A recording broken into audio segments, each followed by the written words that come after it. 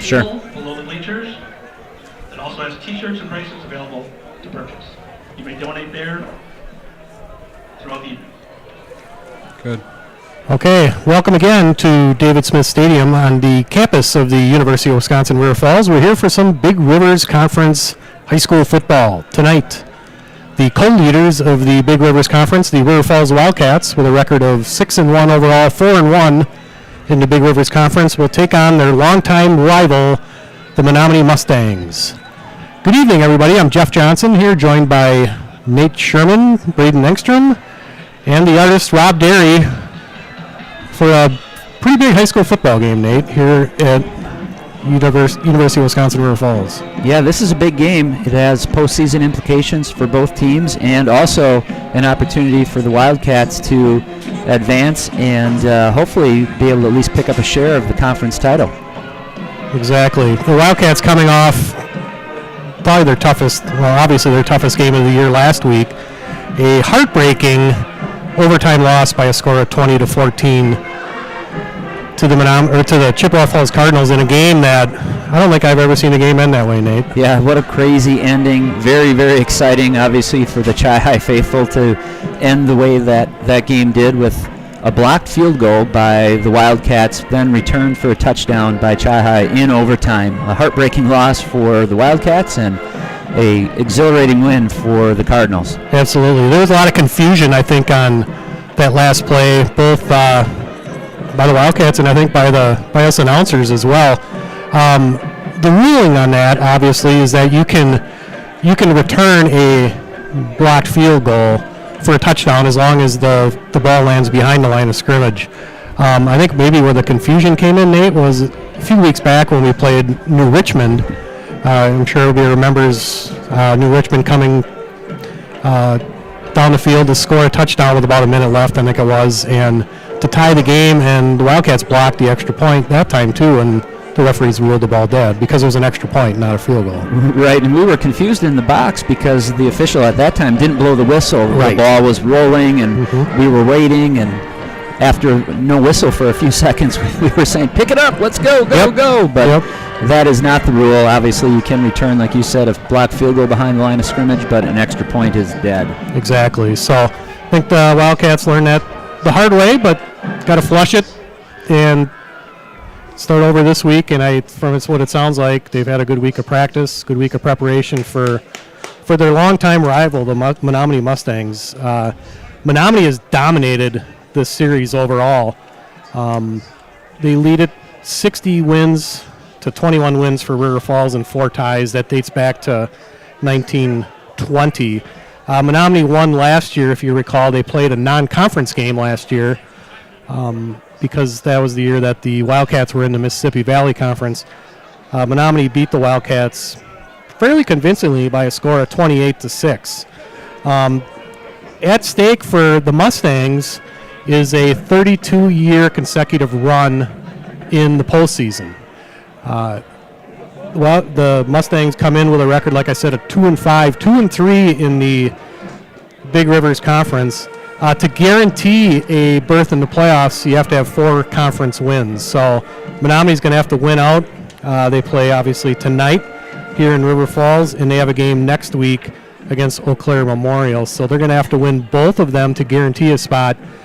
3-4 gives you a chance to get in. There's several teams that generally get in every year with a record of 3-4, but 4-3 is a guarantee. The top 224 teams in the state by conference record get in. So River Falls, as we said, they have a record of 4-1 in the conference. They're already guaranteed a spot in the WIAA playoffs. So they're in. Like we said, Menomonie's not. So.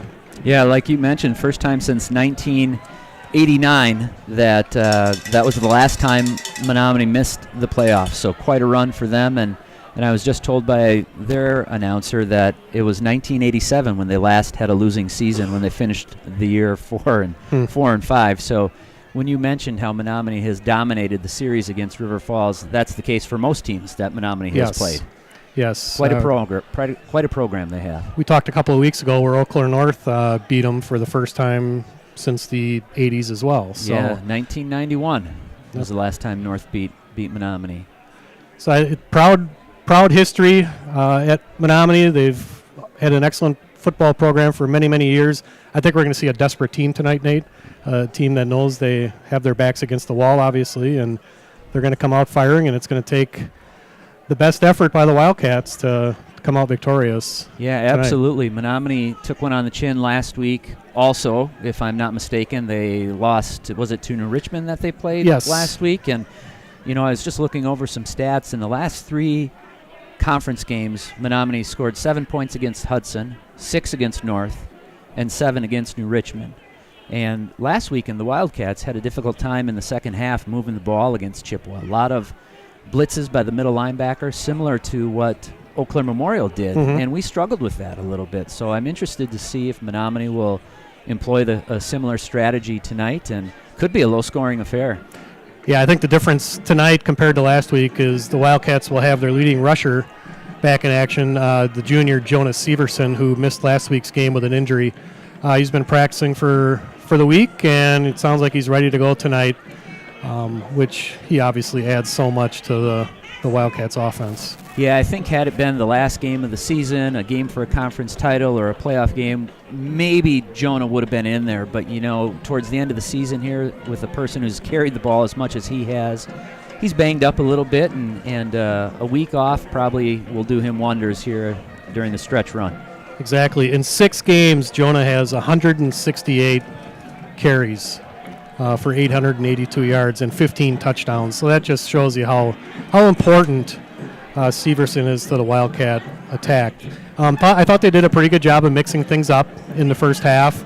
A lot of jet sweeps, more than what you normally seen this season, and jumped out to a quick 14-0 lead. But like you said, Nate, they just kind of stagnated in the second half. Yeah, as I watched that game unfold, it was a little bit of a role reversal for what the Wildcats are used to. Chippewa really controlled the ball. The time of possession was hugely in their favor in the second half, so it wasn't so much a matter of our offense not performing well. They didn't have the ball nearly as much as they're used to put yards on the field and points on the board. Yep. Couple key turnovers. We talk about this every week. Turnovers usually tell the story, and had a costly interception, put the ball on the ground as well. So, right, in overtime, right? Yes. If I'm not mistaken, our first play of overtime. Yep, that's correct. So, tough loss, but, like we said, it's over and done with, and we move on to Menomonie. They shouldn't have any trouble getting up for the Mustangs. The Wildcats are now running onto the field. You'll notice that a lot of the Wildcats are wearing pink tonight. Tonight is Tackle Cancer Night. We've been talking about that for the last few weeks. It's a benefit for the Rhinos Foundation, which will receive the proceeds from tonight's event. One thing I learned just before the game, or before we went on the air, is that River City Stitch, who made all of the T-shirts that you'll see in the crowd, if you look around, you see a lot of people wearing pink T-shirts. They have donated all of their profits from the T-shirt sales, which is right around $1,000, and that money will go straight to the Rhinos Foundation. So, and the Rhinos Foundation, just in case you don't know, is a great organization here in western Wisconsin that supports families who are going through cancer. And obviously, we all know someone who's been touched by cancer. It doesn't discriminate. So, a great event, and nice to see Menomonie supporting our evening tonight with their pink socks. Exactly. We see a lot of pink in the visiting section across the way as well. So. The Big Rivers Conference and River Falls High School reminds student athletes. We're getting ready for national anthem time here from David Smith Stadium. By appreciating the efforts of both teams, the coaches, and the officials in tonight's contest in a positive manner. Also, please be reminded that state law prohibits the use of tobacco products in an area used by public schools. This includes the parking lot. At the conclusion of the game, we ask the fans stay off the field until teams are done with their meetings. And now, to honor America and those defending our freedom, we ask those who are able to do so, stand, remove your hats, face the flag at the south end of the field with your hands over your heart as River Falls High School a cappella group Instrumental leads us in our national anthem.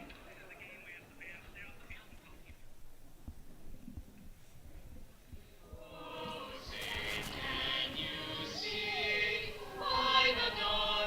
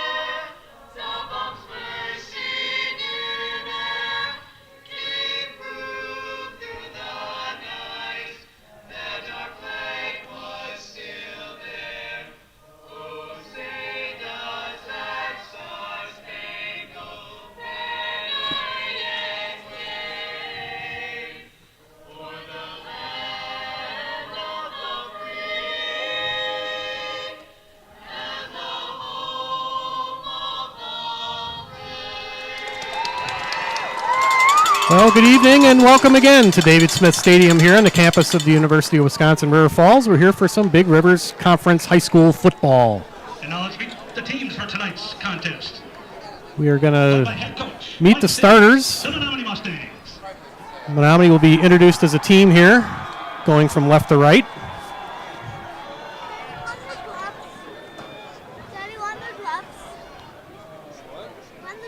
And the starting defense for the River Falls And the starting Wildcats. defense for the Wildcats.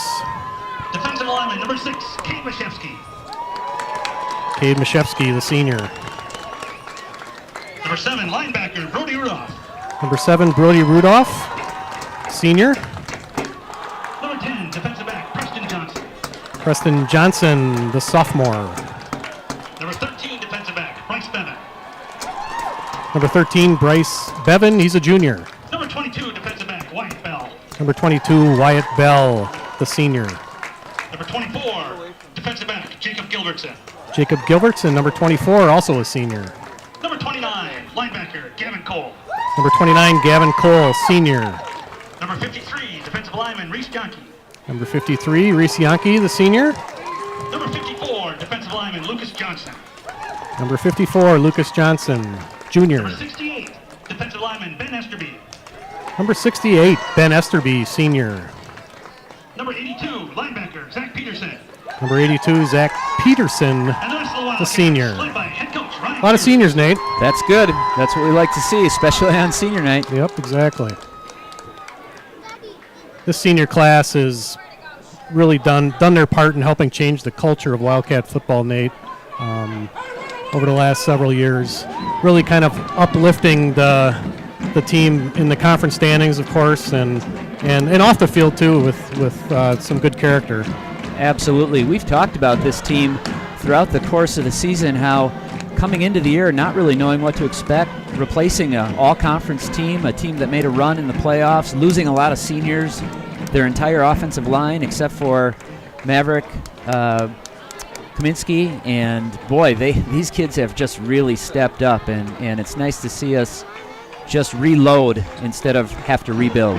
Yeah, it's kind of coming to be one of those types of programs. Like, Coach Crail started it, and Coach Schurz is kind of taken over after Coach Crail took over the activities director duties. And yeah, I mean, it's one of those teams that perennially should be picked towards the top of the conference standings for quite a while, hopefully. Yeah, and how fun is that for the student body and the community to rally around a winning program like this, especially in the fall. It's a nice way for the school to start their school year. Exactly. Kind of a big crowd tonight for senior night. Not a warm night. Kicking off, start the game. No, we've got 42 degrees with a slight 8-mile-an-hour wind out of the northwest. Perfect weather for football or to be in the tree stand if you're one of those types. Off we go. Trayson Witt kicks off to the Wildcats. Nice run down the left sidelines. That was Zach Peterson with the kick return and puts the Wildcats in some nice field position. Charlie Lash. Good old Blue Shoes getting his hands on the ball early in the game. That's fun to see. I knew you were going to First say and 10 for the that. Wildcats on their 38-yard line. Well, here we go. Jacob Range is the quarterback for the Cats. Jonas Severson, you'll see back on the field tonight, number 25, the second leading rusher in the Big Rivers Conference. Split left, Jordan Karras. Split right, Wyatt Bell. And off we go.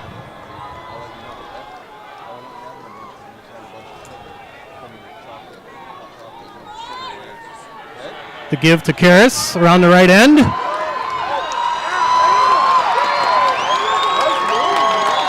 Nice gain by Jordan Karras. Got the edge, Nate, and close to a 20-yard gain for a first down. Nice way to open up, get the ball in your playmakers' hands, and let them go to work. And what a start for the Wildcats with the jet sweep, which we saw quite a bit, like you mentioned, last week. Yeah, especially early last week. That play worked a lot in the first quarter and certainly helped the Wildcats get off to a good start last week. And so far, so good today. First and 10 from the 39-yard line. Range under center. Fake handoff.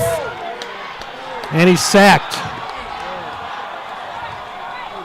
Nice play by number 5, Steele Schaefer. Yeah, Steele Schaefer, one of their really good players on both sides of the ball. He'll be running the ball on the offensive side and chased Range down. Range was rolling out to his left looking for Mashevsky in the flat. They did a good job covering up. It looked like Cody Olson might have been open on the backside drag, but he would have had to throw across his body, Jeff. Probably a good choice not making that pass. Yeah, tough play for a right-handed quarterback.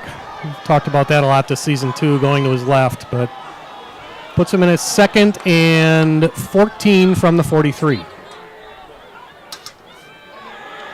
Here's the give to Bell. Breaks a couple of tackles.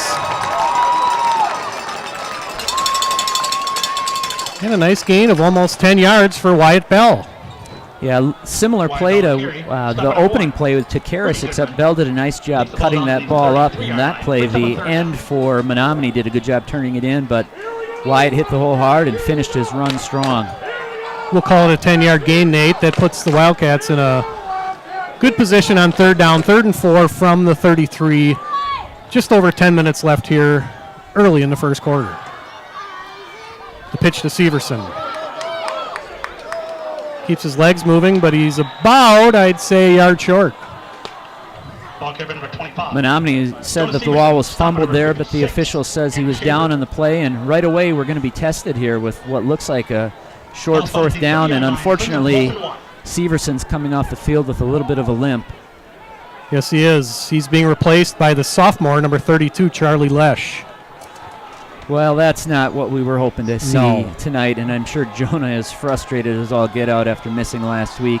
It'll be interesting to see if he gets back in the game tonight. Well, 4th and 1. Here we go. There's the give to Lesh, and he looks like he is short. Charlie Lesh with the carry. The Wildcats go to the sophomore right away, Nate. Charlie Lesh with the carry, but good job by the Yeah, let's take a look at that one again. And boy, the line of scrimmage was just jam-packed with Mustangs, linebackers up tight, and a lot of guys in the box, and not much Charlie Lesh could do on that play. That's a huge change of momentum play right there. The Wildcats had a real nice drive going, and stymied on 4th and 1, and the Mustangs will take over.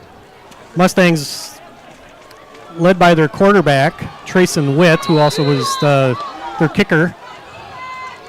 Steele Schaefer, like Nate mentioned earlier, is their leading rusher. There's the give to Schaefer right there. He gains about 3.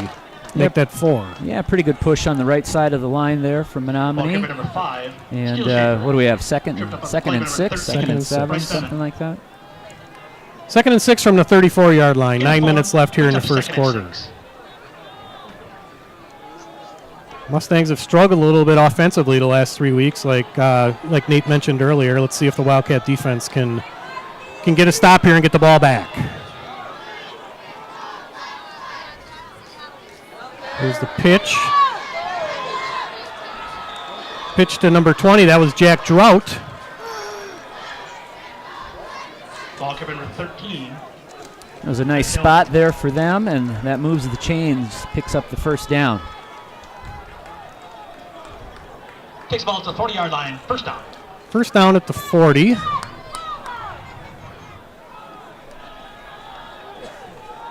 Jack Drought, their second leading rusher, with 237 yards on the season.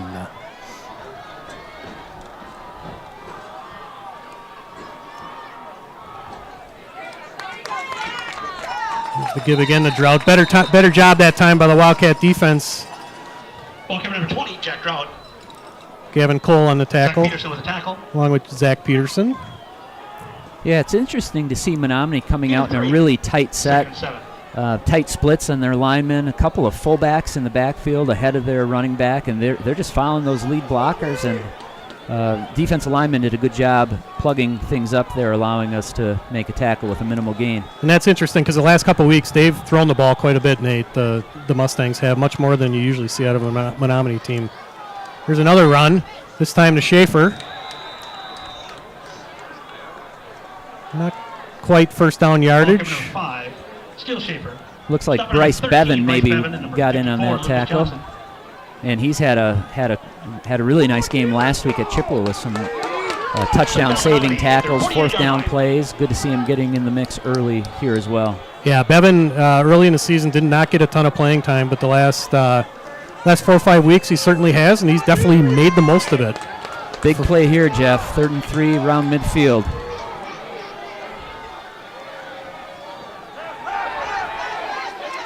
There's a pass.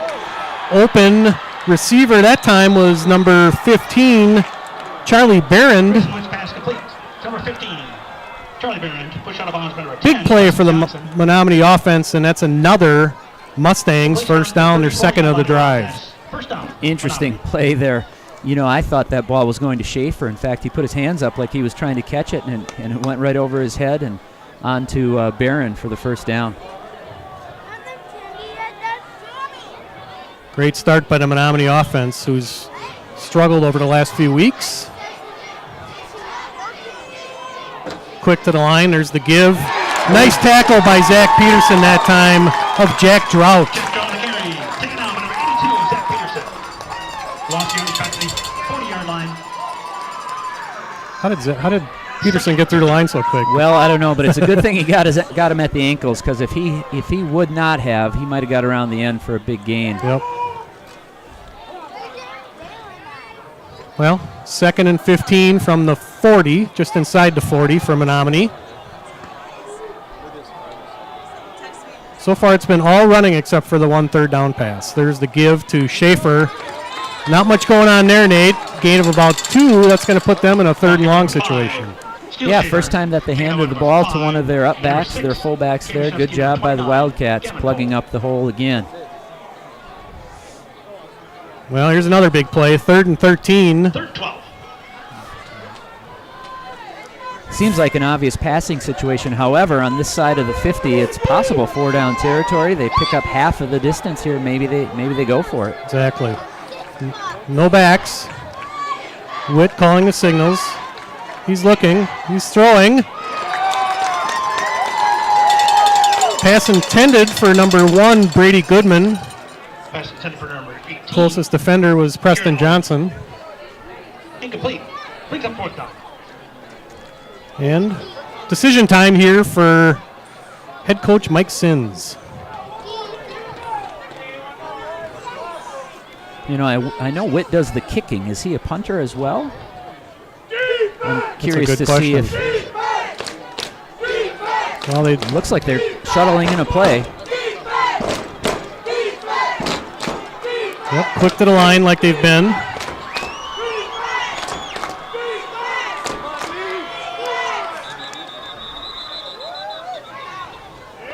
Timeout, Mustangs. Yeah, it might be a good time to check our sponsors, Braden.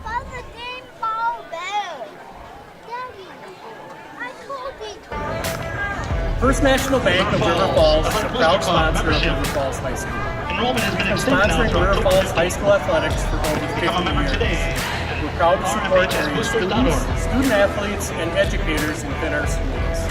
Together, we're building a better community, one We'd also like child to at a thank time. River City Stage Time for the proceeds of the pink t-shirts going towards the Rhino Foundation. Again, the Tobacco Cancer proceeds are going to the Rhino Foundation. You can still purchase merchandise or Thanks to donate. First National Bank and Jeff Johnson. And this guy does it all. He leads the bank in town. He can handle the announcing duties in the absence of the Godfather, Well, that's Kevin Westhouse. That's a great transition. Godfather, I'm sure you haven't heard him. He's off on his anniversary trip. I'm sure he's not watching this game right now either.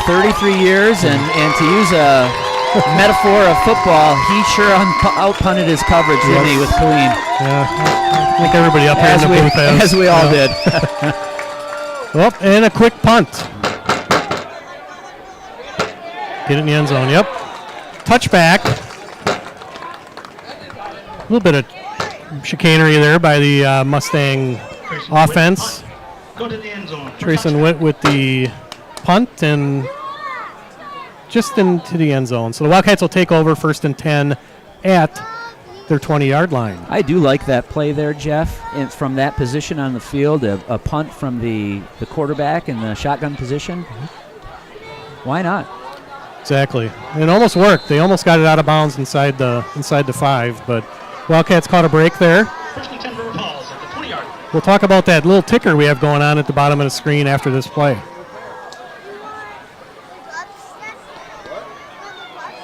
Jacob Range in at quarterback.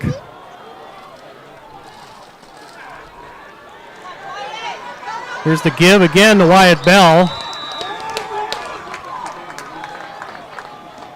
Gained about 5 yards, maybe 6. Yeah, nice gain again for the Wildcats on first down. And if you notice on that play, the 2 middle linebackers from Menomonie came hard early. It wasn't a blitz, but they thought maybe it was going to be a handoff up the middle. So it'll be interesting to see how Menomonie adjusts with their linebackers tonight. One thing to point out, Nate, Jonas Severson back in the game. We'll see how he does the next time he carries the ball. That time a give the Bell to the left side. Just shy of first down yardage, but puts the Wildcats in a nice 3rd and 1 position. So far, we've been running the ball outside a lot. I think outside of maybe 1 carry from Severson and 1 from Charlie Lesh. I think everything's been around the end. Exactly. Talked about that ticker. Mr. Braden Engstrom set us up with that. We have a ticker at the bottom of our screen now that'll keep you updated on all of the Big Rivers Conference scores. And you can see Eau Claire North with an early lead at New Richmond, 6-0. Hudson up 7-0 over Superior, but Superior's driving at the moment. All right, here we go. 3rd and less than 1 for the Cats. To give that time to Jordan Karras, and that is definitely enough for a first down. A lot of jet sweeps we've seen tonight. Yeah, no question. The Wildcat coaching staff likes something about the outside against the Mustangs tonight, and we'll see how they adjust to that and how the chess match unfolds as the night wears on. Another thing that also does is it eliminates the amount of hits that Jonas Severson will be taking tonight. He's taken a beating so far this season. 1st and 10 for the Wildcats at the 34. Shotgun to give to Severson. Gain of about 3. Jonas Severson with the carry, wrapped up at number 18. Garrett Ohm with the tackle. That puts the Wildcats in a 2nd and 7 position. Eli Johnson into the game, which typically means the 2 tight end set. Wyatt Bell is out.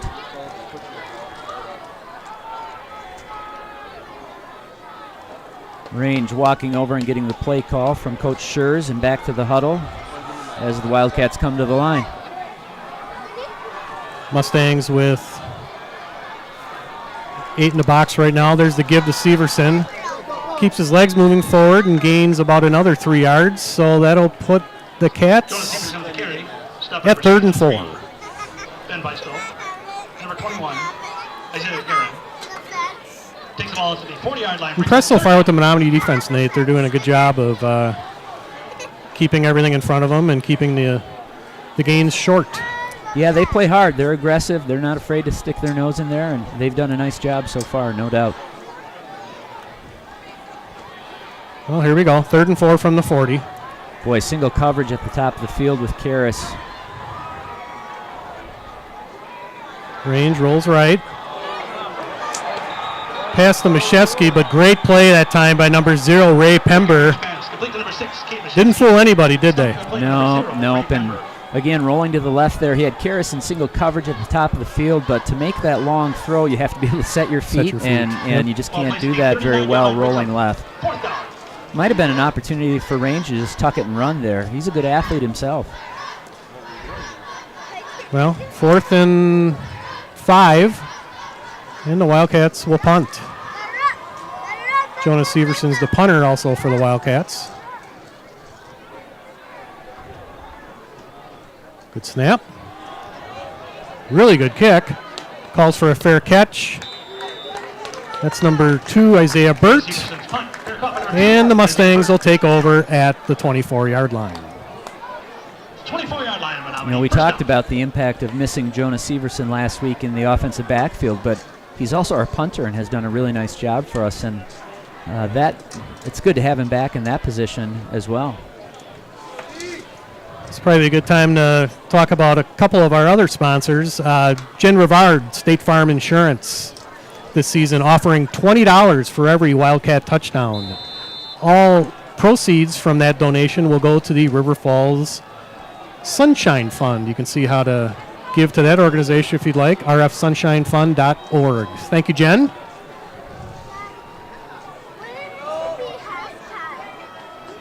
There's the give to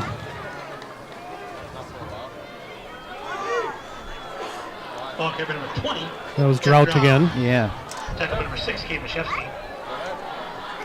Cade Mashevsky and a host of others on the play. 2nd and 7 from the 27.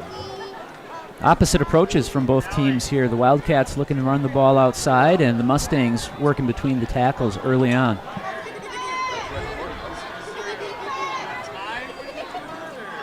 Witt under center. To give that time to Schaefer. Nothing doing there. Looked like maybe Esterby was in on that tackle, and he's been doing a nice job the last several weeks. Yeah, Ben's been a force. He missed the first few games of the season, but since he's come back, he's really made a huge difference to that Wildcat defensive line. Yeah, him and Lucas Johnson right in there in the middle. They're a formidable pair and do a really good job clogging things up. Well, that'll be the end of the first quarter. No score here from David Smith Stadium. This would probably be a good time to That takes us to the end of the first quarter with a score. Menomonie 0, River Falls 0. go through our Wildcat Youth Football Players of the Week. We do that every week here, the River Falls Youth Football Association. Are we ready for that yet, Braden, or not yet? Okay, we'll get to that next time out then.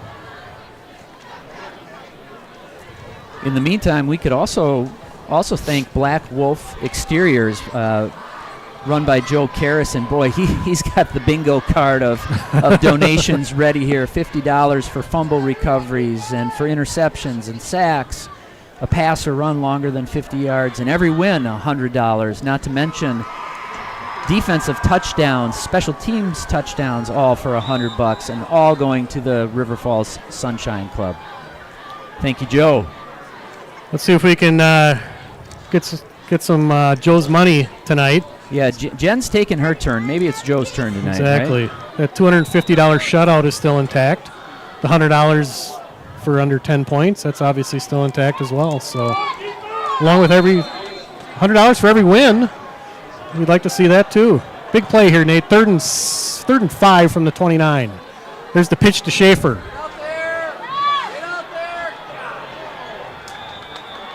And that's enough for a first down. Reese Yankee with the tackle. Shield Schaefer with the carry. Stop at number 53, Reese Yankee.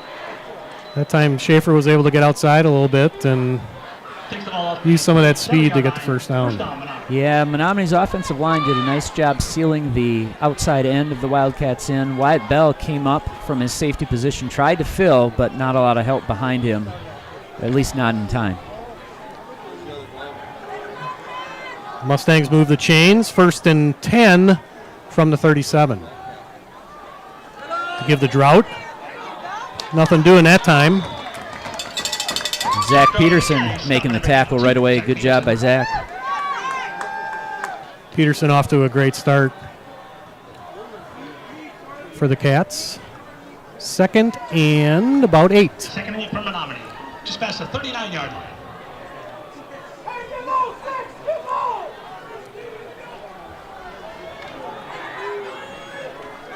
A defensive battle here, Nate, from David Smith Stadium. We thought it could be a low-scoring game. So far, it has been. Witt with the pass. Caught by Schaefer. Knocked out of bounds by Bevan, but that's enough for a first down. Pass complete to number 5, still Schaefer. You know, I'd have to see that play again to know for sure, but with Zach Peterson doing such a good job getting in the backfield from his defensive end / outside linebacker position, that might have been something the coaches saw from up in the box where they thought, man, we can hit that flat, which would normally be where he would drop to on a passing play. Exactly. And I'll tell you one thing I've observed so far tonight, this Menomonie team is jacked up, and they're ready to play tonight. You just watch after every big play, the entire bench is engaged and into it. They really want this football game, so it's really going to take a big effort by the Wildcats tonight. And you mentioned their backs are against the wall. It's a must-win for the Mustangs. To give the drought, there's a flea flicker.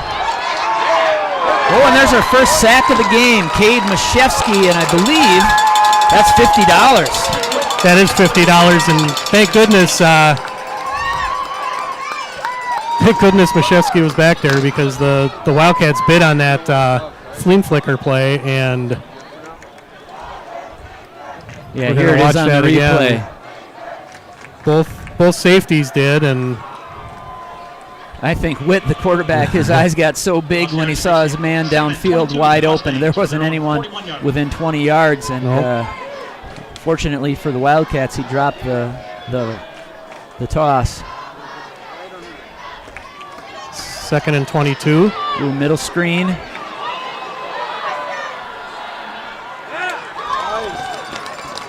Really nice job by Preston Johnson and Wyatt Bell there, staying home and taking on a couple of blocks and keeping the Mustangs in a long yardage situation. Great job.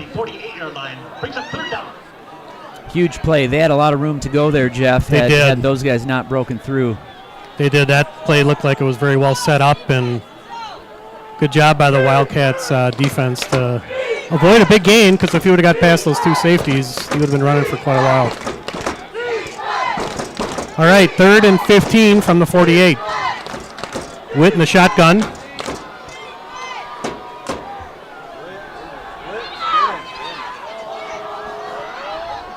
Pass intercepted by Bryce Bevan. And a nice return as well by Bevan, all the way up to the Wildcat 47-yard line. Check the replay on that one, Braden. Here we go. Good job by the secondary. Nobody really open on that play. And a good return by Bevan, and another $50 from Black Wolf Exteriors. That's up to $100 now, Joe. Thank you very much. Sunshine Club is very appreciative. Yeah, the Wildcat secondary did a real good job that time, Nate, of covering up all the wide receivers, and Witt really didn't have anywhere to go, and good break on the ball by Bevan and a nice return. Long pass, wide open, Jordan Karras, 5, touchdown River Falls.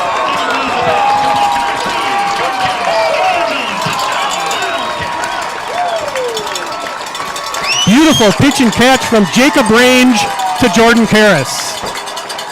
Great play action fake early in the play, caused the safety to bite. Beautiful throw, allowed Karras with great speed to run under it, and an over 50-yard pass play for a touchdown is another $50 from Black Wolf Exteriors to the Sunshine Club.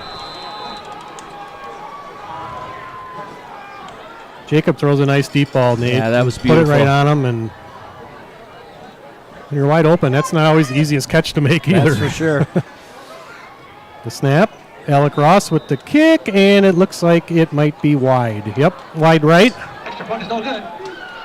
And the score, River Falls 6. So the Wildcats will lead 6-0, and let's take a look at that touchdown again, Nate. Really nice play action. You could see the safety coming up hard to stop the run, and man, there's not a lot of guys that are going to stick with Jordan Karras in a foot race. He can flat out fly. Range did a good job that time of setting his feet and putting it right on him, like we said. So 6-0 Wildcats lead. We talk about this every game. The turnovers generally tell the story, and Wildcats with a big Bryce Bevan interception and followed it up with a one-play drive on a pitch and catch from Jacob Range to Jordan Karras.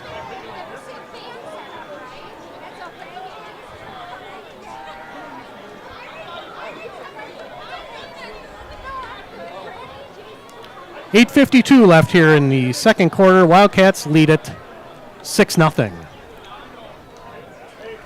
Check out some other scores. Conference co-leader Hudson leads Superior 10-0. New Richmond's taken a 7-6 lead over Eau Claire North. Do not have any updates on the Oakland Memorial Chippewa Falls game, though. Okay.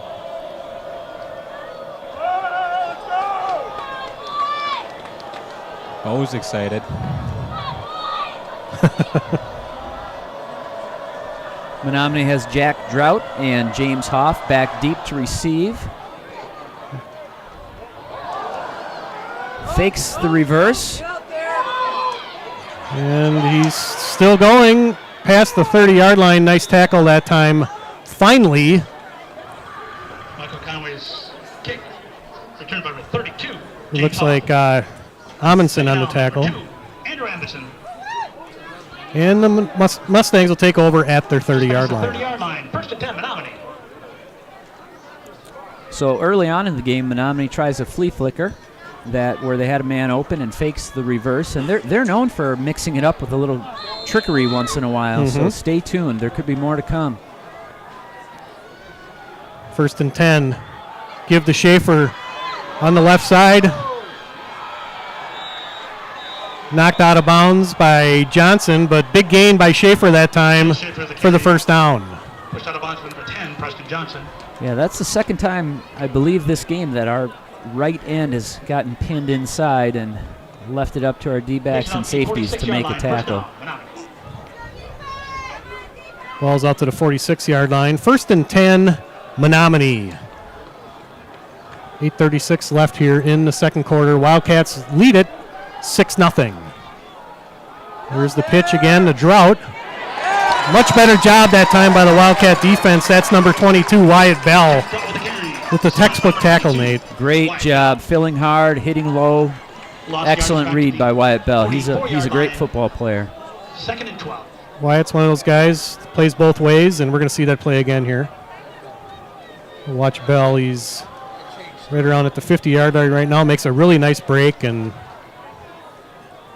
tackles low and knocks down Drought for a loss of about 2 yards. Second and 12 from the 44.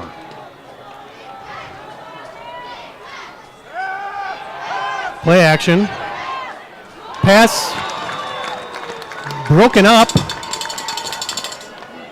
that time by Bryce Bevan. That was an interesting play, too. Wyatt Bell had a guy running a backside post deep, and he got picked off by the deep official. If you go back and take a look at that play, the man was open because the referee created a pick, unfortunately. Well, another third and long situation for the Mustangs.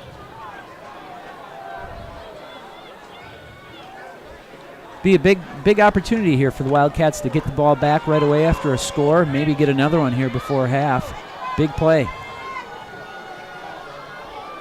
Witt calls out signals, gives it to the up back, Schaefer, and he's stopped well short of the first down by Mashevsky and Bell. Still Schaefer, taking up number 6, Kate Mashevsky, and number 22, Wyatt Bell. 4th and 6 from midfield. I assume this is a punting situation, and it certainly looks like it is here, Nate. Yeah, I would imagine. Midfield for the Mustangs, I don't think they want to potentially give the ball over here. Flip the field and live to fight another day. Wyatt Bell back to receive for River Falls. Trayson Witt, keep in mind, he's their quarterback. He's also their punter, so can't assume he's going to punt. This time he does. Oh, kind of a short punt, let's call it about a 23-yard punt. Goes out of bounds at the 27-yard line. Wildcats will take over 1st and 10. First down, River Falls. Hudson now leads Superior by a score of 17-0 from Superior High School. Eau Claire North hanging in there, Nate. Down 7-6 at New Richmond. Yeah, it looks like they're driving at the moment as well. We'll see the Huskies next week from Carson Park. Here's the give to Severson. Number 25, Jonas Severson with the carry. Gain of about 4. 21, Isaiah Guerin. You can tell Jonah's still trying to knock the rust off a little bit from missing last week. Doesn't seem to have the same burst as he's had earlier in the year. 2nd and 6 for the Wildcats. Hopefully with some more carries, that comes.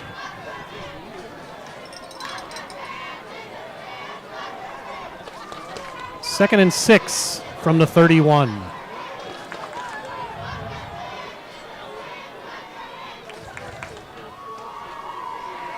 Range, play action.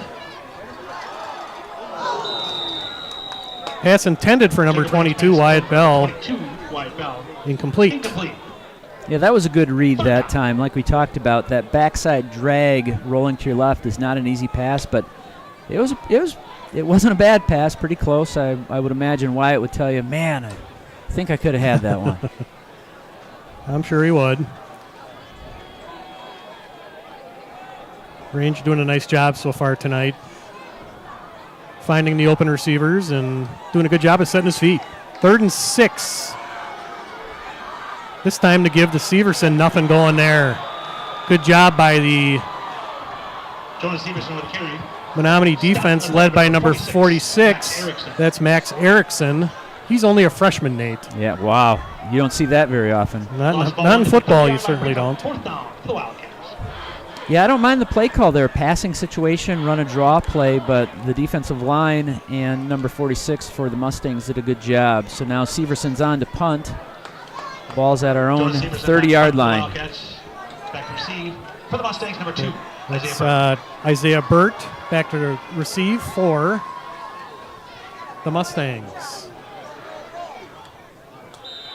Dangerous catch that time by Burt, but he caught the fair catch, and the Mustangs will take over in very nice field position at their own 46-yard line. You know, one player we don't talk about very often for the Wildcats is Eric Chapin, the long snapper, and he's done a really nice job this year. Usually, they're only mentioned when they have a bad snap, so I did want to give him some props here tonight. He's done an excellent job throughout the year. Yeah, and one thing you'll notice too, Eric is usually the first or one of the first guys down on the punt coverage. Absolutely right. Yep.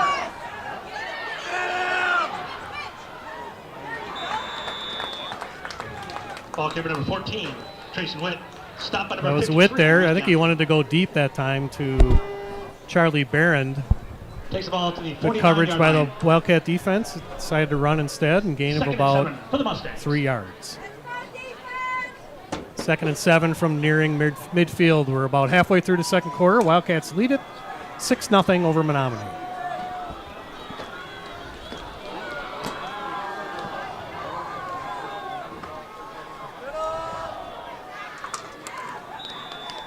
Just to give that time to number 5, Steele Schaefer.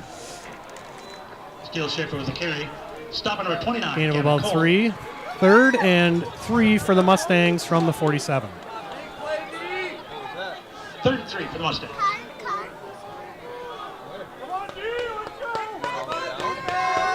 Wildcat fans imploring their defense to make another stop here. Witt to Trout. Get him stopped, Nate. Yeah, good job by Drought, keeping his legs pumping. He was able to bounce off that initial contact and pick up the first down, cutting to his left. Nice run by him. Almost had him. Almost had him, but good tough running that time by Jack Drought.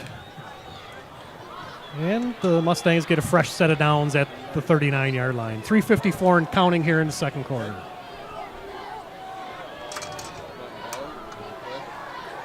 Witt, the give. That time to Steele Schaefer. Steele Schaefer with the carry. Stop at number 22, Wyatt Bell, and number 10, Preston Johnson. Wyatt Bell, Preston Johnson, both on the tackle. 3.5 minutes left here in the second quarter. Wildcats lead at 6-0.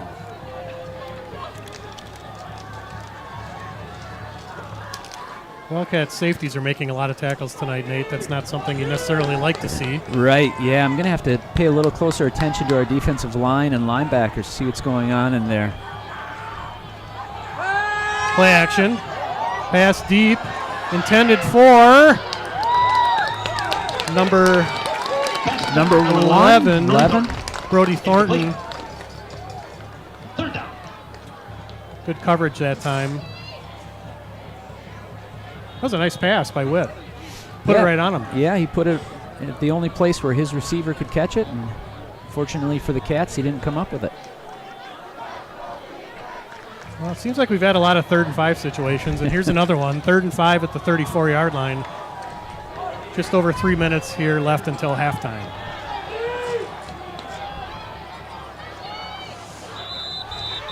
We have a whistle. Timeout, Menomonie. Timeout, Menomonie. That's their second timeout of the half. Braden, maybe another chance here to give a shout out to our sponsors during this timeout break. River Falls High School Athletic Booster Club membership drive will continue through October 15th. They support all 22 River Falls High School sports teams. First National Bank of River Falls is a proud sponsor of River Falls High School. We've been sponsoring River Falls High School athletics for over 50 years. We're proud to support area students, student athletes, and educators within our schools. Together, we are building a better community, one child at a time. And posting some tonight's tackle transfer goes to the Run House Club Foundation. Donations and Thank you again to First National Bank of River Falls, and should also mention Tarnation Tavern as one of our sponsors. Stay tuned at halftime for some Wildcat trivia. We've got a good one for you tonight, don't we, Jeff? Do we? We do. Okay. Do you have it? No, I don't. I think I do. Oh, I saw it. Who's got it? I saw it. I'm pretty sure we have one. All right, we there's do. the give to Schaefer. Looks like he's about a yard short. I would guess 4-down territory here for the Mustangs. Absolutely. At the 30 for sure. Clock ticking under 3 minutes here left in the second quarter. 4th and 1 for Menomonie at the 30-yard line.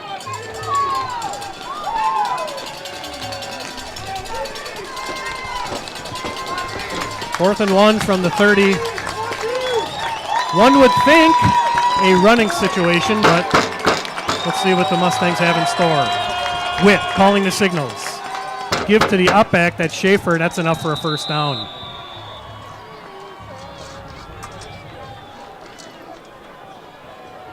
Needed 1, got 2. Yeah, plenty of time for the Mustangs. 2:19 left. Clock stops with a first down, and they still have one timeout At left. the 27-yard line.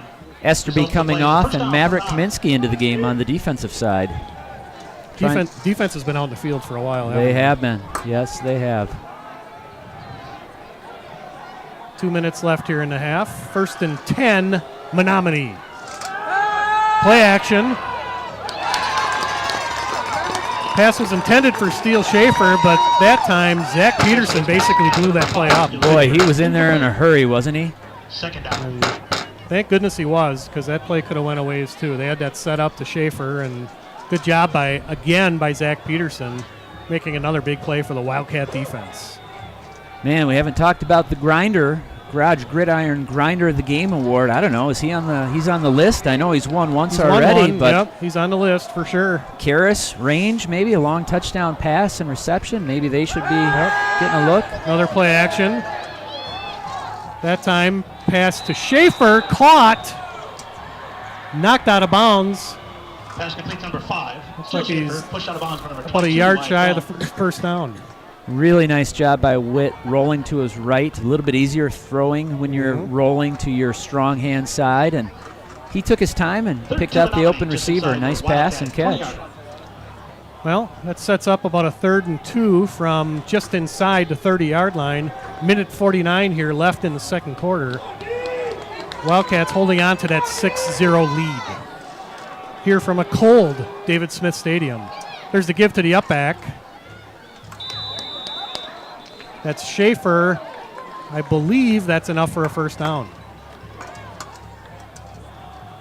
Number 5, Steele. Yes, it is. With the carry. Stop number 54, Lucas Johnson, and number 67, Maverick Kaminsky. Kaminsky and Johnson. Lucas Johnson with the tackle. Takes the ball down to But a 60 fresh yard set of line. downs here from Menomonie. This is a long ball control drive Sure for is. Menomonie. Sure is. 1:24 left on the clock here. Still plenty of time. One timeout left for Menomonie. Witt. Play action. He's looking deep. Pass intended for Number corner of the 20. end zone. That was Is that number 20. Drought? That was Jack Drought again. Incomplete. Second down. Interesting play design there, Jeff. Did you see that? He rolled out to his right, stuck his back foot in the ground, threw all the way back across the field to the left corner of the end zone, and really nice coverage by the Wildcats. They could have easily flowed with the play, and they stayed home, did a nice job. Exactly, and that nice pass too by Right. Witt, just a shade too long, and 2nd and 10 from the 16. Good job by the Wildcat defense, though.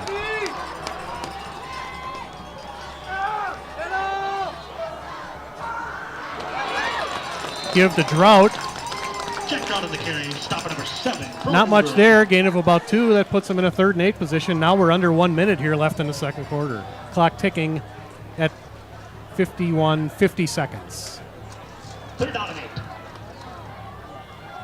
Well, you would think this is 4-down territory again. Yeah, Nate, you wouldn't would think so, unless the clock becomes a factor here, Jeff, but they do still have a timeout. I think they can run whatever play they want here.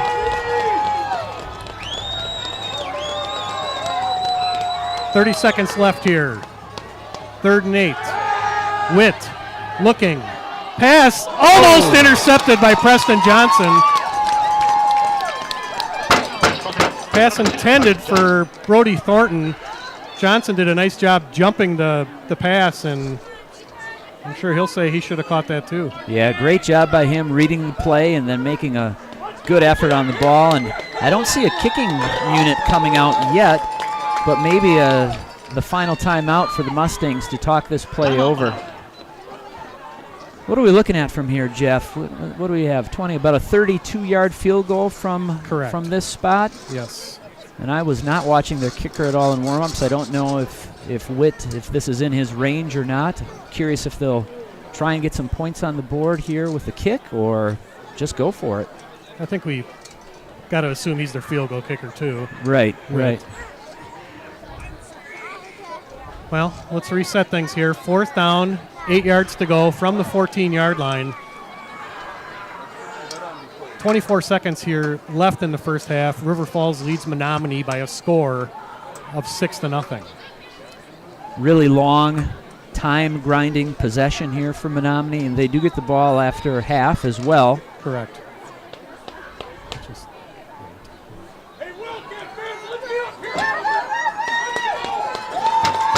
Wildcat faithful starting to stand up here. This is a big play.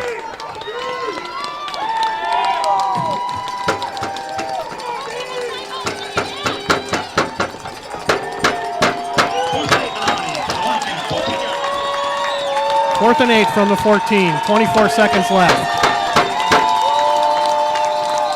And the Wildcats will use a timeout. Timeout for calls. Well, Menomonie had trips left that particular play, and I'm not sure who it was, but there was a couple of Wildcats waving one of their buddies over. Hey, get over here. Yep. We're short a guy on this side, and that might be why Coach Schurz called his timeout, just to make sure we had people lined up in the right spot. That's why you save your timeouts and That's you don't waste them like the green and gold team on Sundays generally do. I think Bevan was not on the field during that possession there. I just saw them wave him into the huddle. So maybe going with the nickel package here in what appears to be a passing situation. The Hudson Raiders just scored another touchdown. They now lead Superior 23-0. New Richmond leads Eau Claire North by a score of 14-6. Both of those games nearing halftime.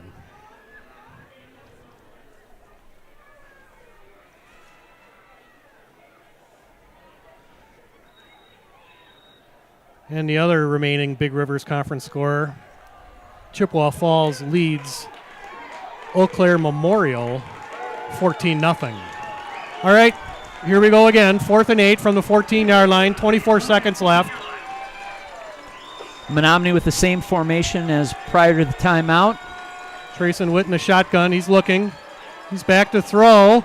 Pass completed to Isaiah Burton. That's enough for a first down. And the clock stops while they set the chains here.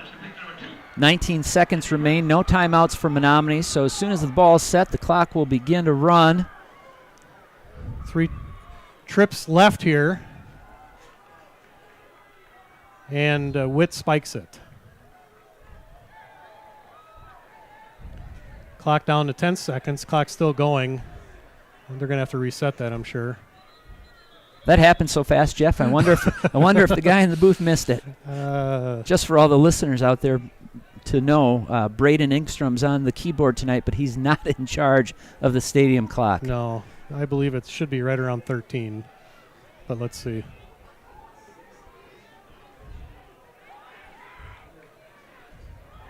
Uh, 15. That's a little generous, I thought, but yeah, I did too. Well, there we go. Now we're at 13. There okay. we go. All right. Okay, 13 seconds. First and goal from about the 3.5-yard line. Wildcats holding on to a 6-0 lead here. Interesting situation for the Menomonie offensive coordinator, Dave Schmitz. You call a run play here and you don't get in, it might be hard to get a second play off. I would think so with 13 seconds left. Boy, they've got this guy on the bottom of the screen split way wide. It looks to me like a slant would be almost an automatic touchdown from that spot. But exactly, which perhaps the Wildcat coaching staff noticed that too, which is why they just called another timeout.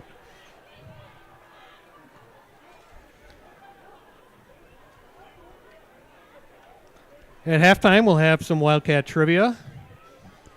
Sponsored by Tarnation Tavern. We'll also go through the Wildcat Youth Football Players of the Week at halftime, and we'll also be able to hear from the Wildcat Marching Band at halftime. Wildcat Trivia sponsored by Tarnation Tavern. You're playing for, what is it called, Jeff? The Charlie Cat Chicken Sandwich. It's a good one. Haven't had it yet. I've got to get down there. You do. It's well worth the trip. Fred Barr and Cedric do a real nice job down there. And I'm sure they're watching as the Wildcats are facing a 2nd and goal situation from the 3-yard line. 13 seconds left here till half. Witt. He's looking. Pass intended that time for Brody Thornton. Bryce Bevan on the coverage. Pass was incomplete. Looked like it went right through his hands, didn't it, Jeff? He had a little mustard on that one like he needed to, and couldn't come up with the catch. Just a shade high, but really impressed by the job Trayson Witt's doing tonight, the Mustangs quarterback. Yeah, he's making the right reads, isn't he, Jeff? And for the most part, putting it on his guys. Well, third down here. Yeah, similar formation as to last time, and Witt's in the shotgun. 3rd and 3. He's looking. That time, that pass was intended for Brady Goodman, number 1. Again, Bryce Bevan on the coverage. Boy, almost a mirror image of a play right through his hands again, and looked like a ball that could have been caught. Well, we may be with 7 seconds left, and we're at 4th and goal. This might be a field goal time here. Well, maybe not. Or a run play here, Jeff. It's a foot race to the corner. Running, and he scores as the clock runs out for the first half. Kind of some more trickery there, Nate, that time. I think they were looking to do the jump pass at first. It did look like that, didn't it? Yeah. Let's check the replay on that, Braden. It seemed like they had like 3 guys in the backfield, kind of in a fullback position. They made a big scrum, and Schaefer was behind him, and before you know it, he squirted out to the outside and won the foot race to the pylon. This game's all tied up at 6. And you're right. Trayson Witt is their kicker.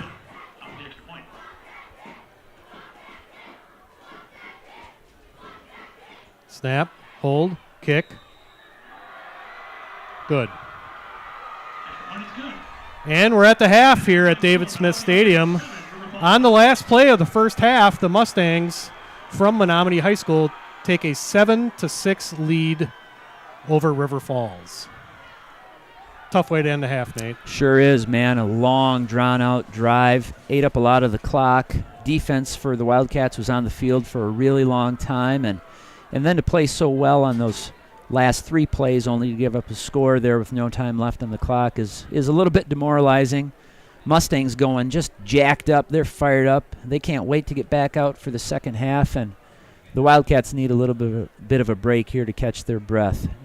Exactly. Menomonie will receive the kickoff for the start of the second half, too. So they have all the momentum right now. They're a desperate team with their backs to the wall, and they're playing like it.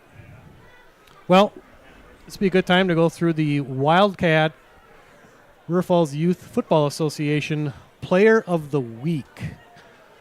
Evan Kuffel, third grader from Westside Elementary, is our first Wildcat Player of the Week. Her favorite sports team is the Minnesota Vikings. We won't hold that against you, Evelyn. Her favorite athlete is Justin Jefferson. Her favorite subject is gym. What does she like to do when she's not at school? She likes to play with her friends. And her favorite restaurant or food is Panda Express. We asked Evelyn's football coach what he thought of her, and here's what he said. Says Evelyn is a great team player because she is always up for any challenge. She plays whatever position on the field that her coaches ask her to. She always volunteers to cover the best player on the other team. Whenever a teammate pulls a flag or makes a nice play on offense, she is there to congratulate them. Evelyn is always happy for her team whether she makes the play or someone else does. Congratulations, Evelyn. Yeah, what a great tribute to Evelyn. Sounds like a great kid. One of this week's Players of the Week. Here's the other one, Townsend Walker, fourth grader at Westside Elementary. His favorite sports team is the Green Bay Packers. Favorite athlete, former Green Bay Packer, Devontae Adams. Likes math, big fan of the subject of math. What does he like to do when he's not at school? Likes to play football with his friends. Who doesn't like to do that? And his favorite restaurant or food is tacos. All right, I like tacos too, Townsend. And Townsend Walker is a player every coach wants on their team. His talent aside, he's a fantastic listener that resonates with team members, ultimately helping them come together and pay better attention. We know in those youth programs, paying attention is a big key, isn't it, Jeff? Is a big key. We've been through a lot of those. Yep. That is for sure. And Townsend is the son of Matt Walker, head coach for the UWRF Falcons, who've got a big tilt tomorrow here right in River Falls against the Oshkosh Titans. I believe It's like a number 16 versus 17 in the country matchup. Should be a great ball game. Yeah, if you're looking for something to do tomorrow afternoon, 1 o'clock here at David Smith Stadium, stop on out and watch two very good college football teams square off. Kind of a big event coming up. The River Falls Sunshine Fund is sponsoring a chicken fry coming up on October 22nd at the American Legion Post 121. Tickets are $15 for adults, $8 for children ages 6 to 11. The American Legion Chicken Fry needs no introduction, but if you're not aware, the chicken fry, like I said, is held at the Legion Post 121 right on Main Street. The meal includes chicken, potatoes, and other tasty items. Food items are available for dine-in as well as takeout. Pre-sold tickets will help support the River Falls Sunshine Fund, a local student-led nonprofit organization whose primary goal is to generate and distribute funds to members of the Wildcat community facing life adversities. These hardships range from severe medical circumstances, economic hardships, and death within a River Falls family. If you'd like to order tickets for this event on October 22nd, please go to First National Bank of River Falls State Bank, or Jenny Rivard State Farm Insurance, or see a Sunshine Fund board member. We encourage you to visit their Instagram or Facebook social media pages, along with the website rfsunshinefund.org to donate. Or if you'd like to share a family that's in need of assistance, donations can also be mailed to the River Falls Sunshine Fund, P.O. Box 163, River Falls 54022. Thank you for your support. We'll take a little break here and tune into the River Falls Marching Wildcats.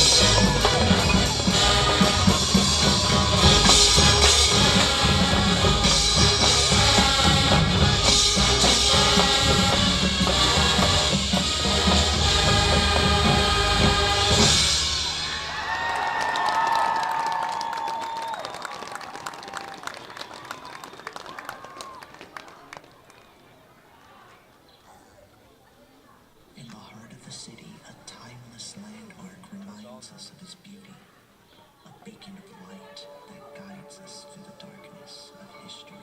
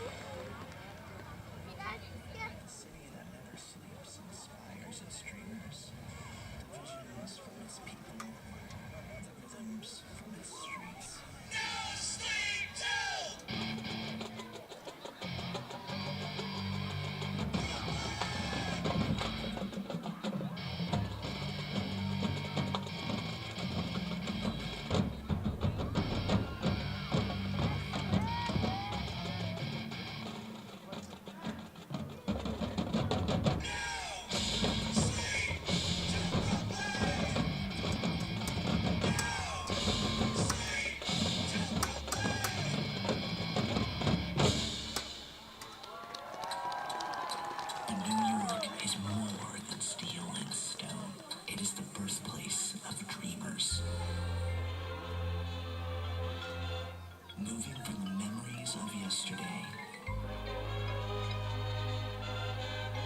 and into the promise of tomorrow.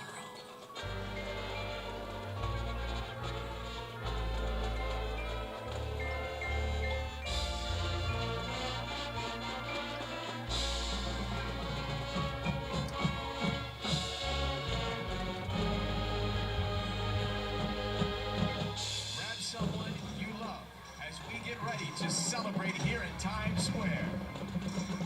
Look at the clock. We are at 5, 4, 3, 2, 1. Happy New Year!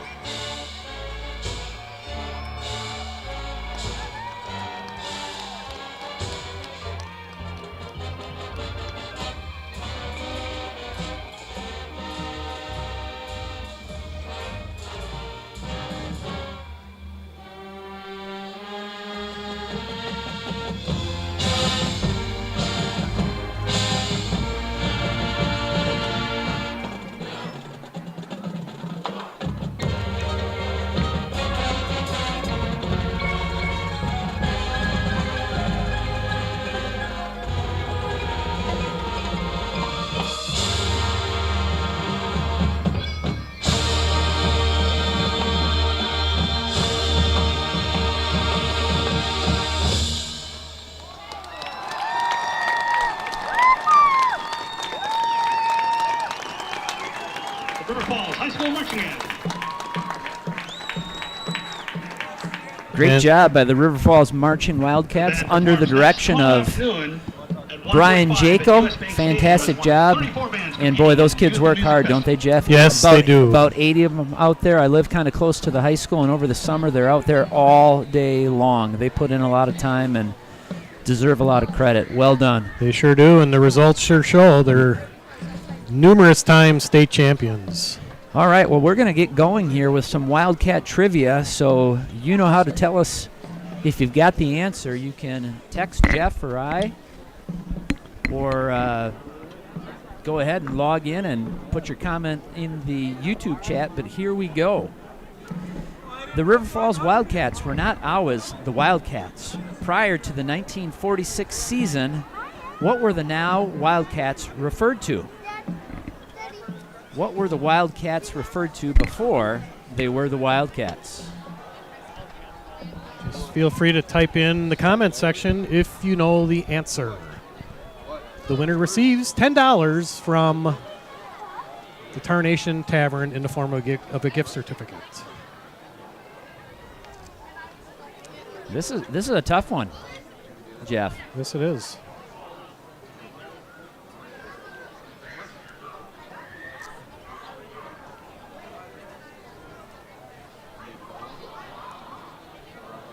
Well, we got nothing so far, do we? Yeah, nobody.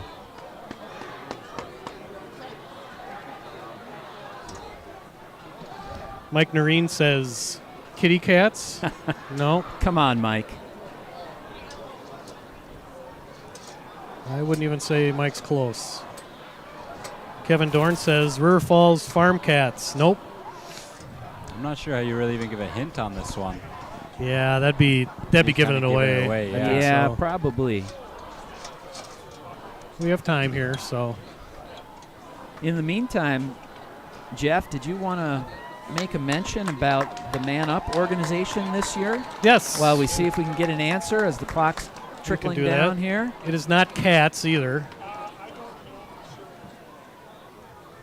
Yep, the River Falls Sports Broadcasting Network this year is once again conducting a Man Up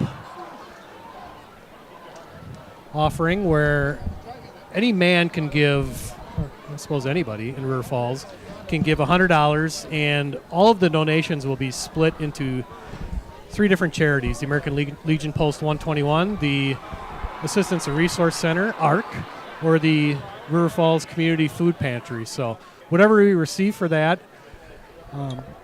all those monies are going to be split up 3 ways to those 3 great worthy causes. Yeah, this is also known as the 100-Man Challenge, looking for 100 men in River Falls to step up with a $100 donation for those great organizations. And still, to this point, no answer yet on our trivia. I'll give a couple side notes here. Hudson at that time, they were called the Toll Bridgers, having the Hudson Toll Bridge. New Richmond, they were called the Fighting Irish. They had a large Irish population at that time. And Ellsworth were known as the Hubbers, similar to their town ball team being the hub of Pierce County. Maybe a hint for this one would be letting you know that the name had something to do with the location of the then high school There you in go. 1946. Mm-hmm. They did have a nickname, Mr. Finstad. It's not a trick question. It's not Raiders. It's not Lumberjacks. It's not Cat in a Hat. It's not Red Cats.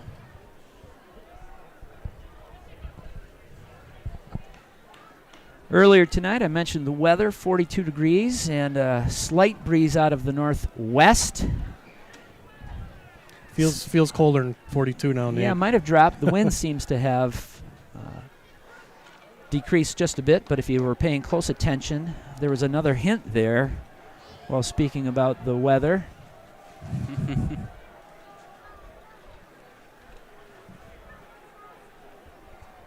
Millers? Nope. It's not correct. Again, the name of the team had to do with their location in town.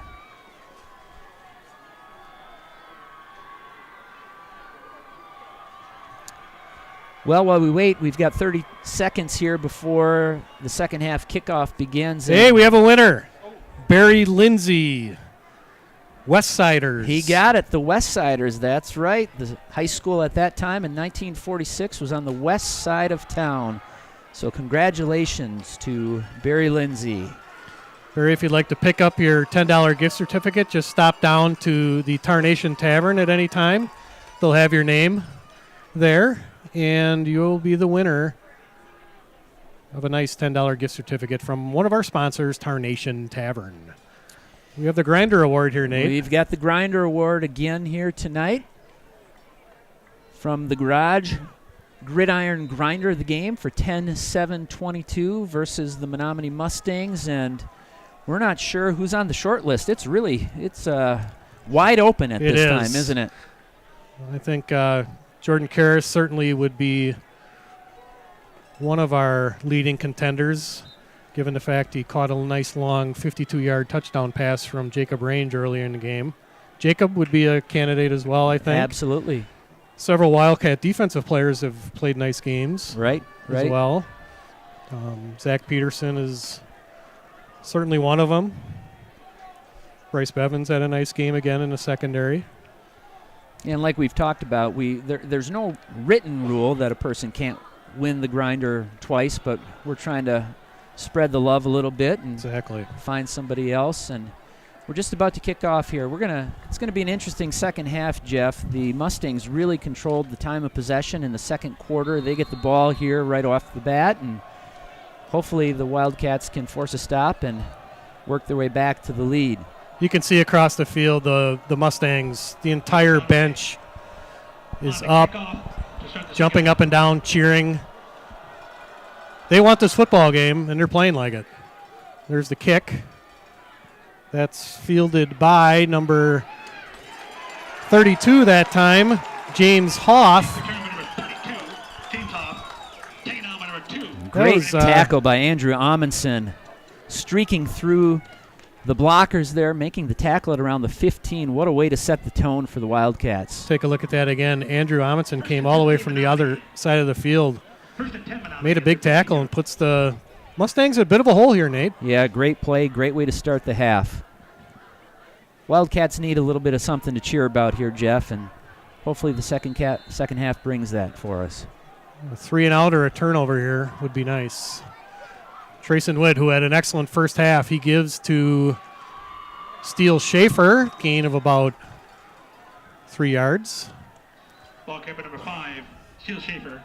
Zach Peterson got a hand in there, and Wyatt Bell finished him off.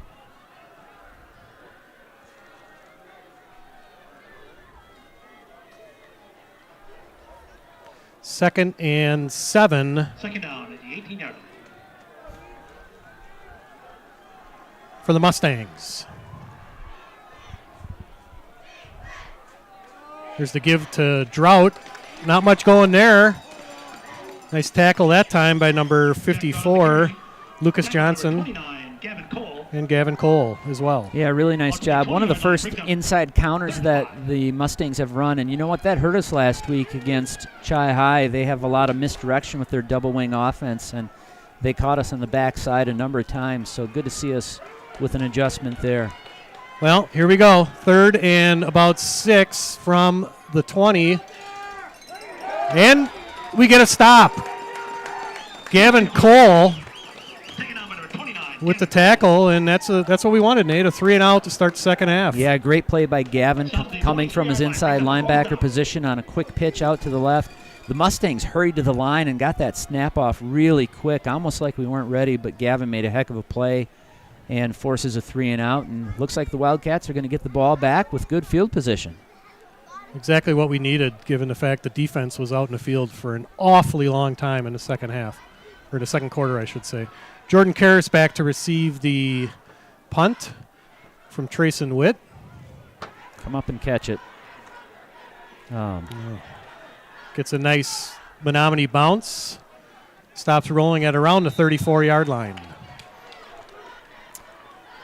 You know, and that's one of those plays earlier in the game. We saw a Menomonie player have to run really hard to come up and catch a punt in the air, and we thought, boy, dangerous play. And it was. And that would have been too, but you know, that can be a difference in 10 or 15 yards like on that particular play, which maybe would have had us with the ball at the 45-yard line. Instead, we'll take over at our own 34. Exactly.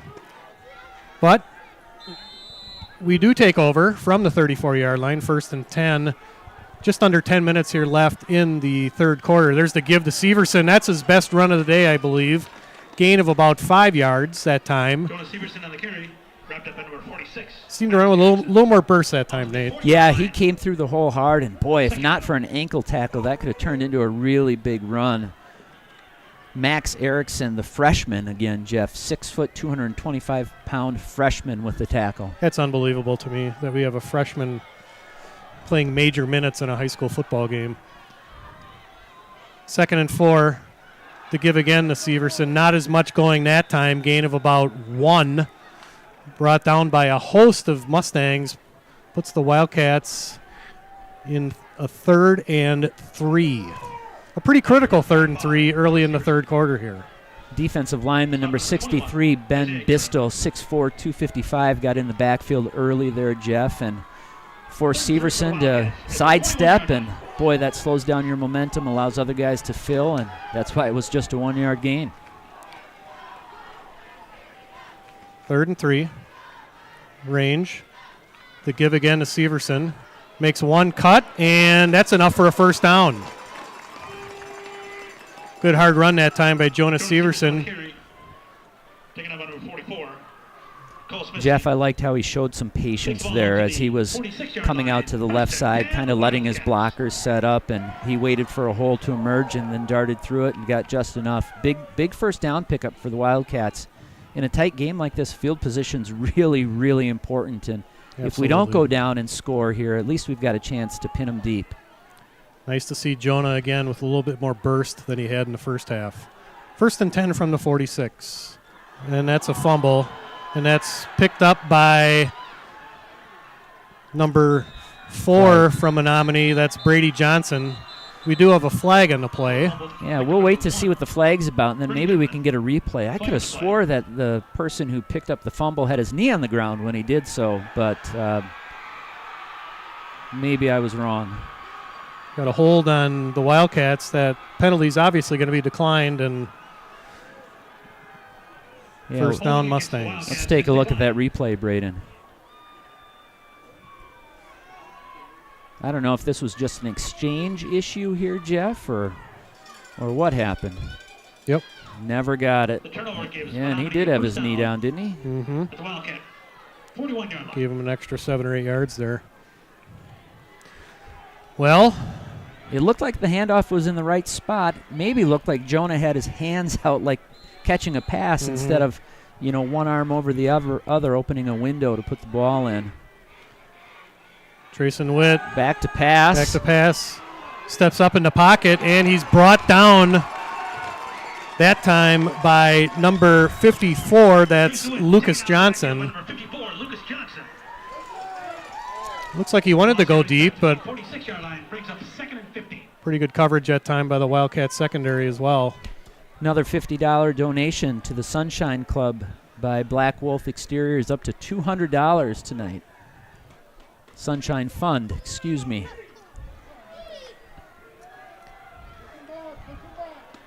Big play by Lucas Johnson there, makes for a long 2nd and 15. Witt, back to pass. Pass rush that time by Peterson again, looking for a screen pass, and just didn't have enough time to set his feet, Nate. Yeah, that was one of those where it could have turned out to be a big play on either side. The Wildcats brought a blitz from the top side of the field there, and they got to the quarterback before he could get the screen pass off. But that's a perfect time to call a screen, actually, exactly. if you can get it beyond the rushers. It worked a couple of times in the second quarter when the Wildcats brought a heavy rush package, and they were able to make some positive yardage on a screenplay, and this time Zach Peterson got to Witt before he could set his feet. Again, big play here, 3rd and 15 from the 46. Shotgun situation, passing down for sure. Witt, back to pass. He's looking deep. Pass is intercepted by Wyatt Bell, number 22.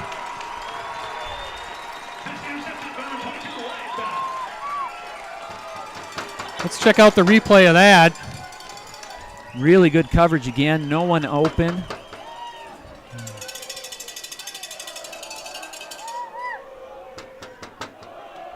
I think if Wyatt wouldn't have caught it, Preston Johnson would have been the other guy that would have caught it. Those were the two guys that were closest.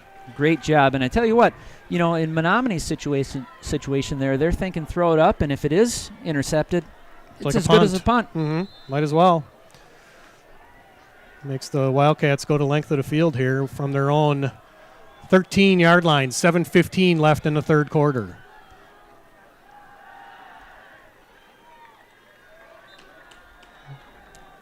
Run up the middle that time. Jonas Severson. with Severson. carry. Stop number 21, Isaiah Karen. Another interception, another $50 to the Sunshine Fund, courtesy of Black Wolf Exteriors. And I'm not sure, did we catch the Jen Rivard State Farm $20 donation for the touchdown in the first half? I want to make sure we mention Jen Rivard. She's been such a good sponsor to the Wildcats over the course of the year. A lot of touchdown for 20 from her, so thank you to Jen Rivard as well. 2nd and 7. Range. Screen pass to Karras. Whoa. Enough for a first down, but that play could have went a lot more, Nate, if he would have just got past that last defender. Yeah, interesting finally to see a little slant action out of the Wildcats, which was a staple of our passing game last year. We haven't run it very much this year. I don't know if it's a personnel-related issue or just the defenses that we're seeing, but boy, he was an arm tackle away from going for about 75 yards. Beautiful pass that time by Jacob Range, who's done a really nice job tonight throwing very accurate passes to the Wildcat receivers. Play action. It's going deep again. Karras. Incomplete. Crowd wanted an interference. Number 3, Jordan Karras. Incomplete. And so did Coach Schurz. He's actually a few yards out on the field wondering why there wasn't a flag there. We've got a replay, and this is one of those folks at home. You can be the judge of this one yourself. Easy to maybe second guess from up in the booth here. Looked like all players going for the football, maybe some incidental contact. Officiating's hard, Jeff. Yep. No doubt about it. Heck of a throw again Yeah. by Jacob Range. 2nd and 10 from the 33. Severson cuts up. Not a whole lot going there. Gain of about 3. Which brings up 3rd and 7. Jonas Severson with carry. Stop I tell you what, we talked at halftime about Menomonie being a 2-5 football team, and from the booth, from the perspective up here, it certainly doesn't look. If you were to say, man, what's Menomonie's record right now, and I wouldn't know, I wouldn't have guessed 2-5. They're playing to win. They've got guys in the right spot. Their defensive line has really bottled up our run. It almost feels like we're going to have to go to the air with a little bit more regularity if we're going to move the ball tonight. And they're playing hard too, Nate. They sure are. Looks like the Wildcats are a little bit confused on offense there, which will force them to call a timeout. 5 minutes left in the third quarter, and every play matters at this point. The way this game has been going, points are at a premium, and huge play here. 3rd and long. The way Menomonie's held the ball, you might only get 2 or 3 more possessions. Right, exactly. Ball control offense with Menomonie. They did a nice job of chewing up the bulk of the second quarter on that long touchdown drive, which was capped off by a touchdown right at the end of the first half by Trayson Witt. The last play of the first half. And that has put them up 7-6. Over the number 6 ranked team in Wisconsin Division II, the River Falls Wildcats. Well, let's see what Coach Ryan Schurz dials up here. Wonder if we'll run a rollout play, maybe with the backside drag from one of the tight ends. 3rd and 7. Karras in motion to give up the middle to Severson. That's not enough for a first down. Jonas Severson with the carry. Wrapped up at number 56. And that'll force the Wildcats to punt.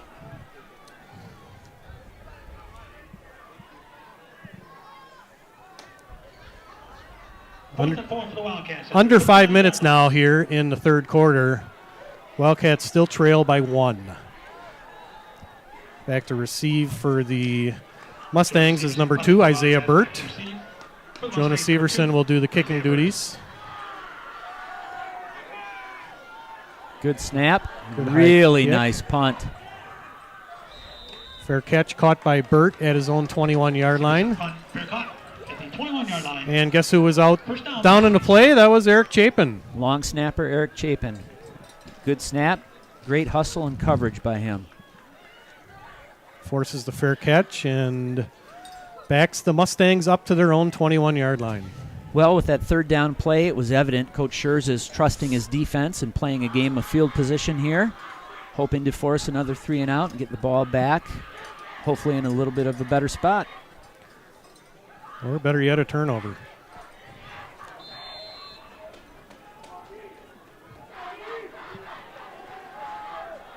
Trayson Witt at quarterback.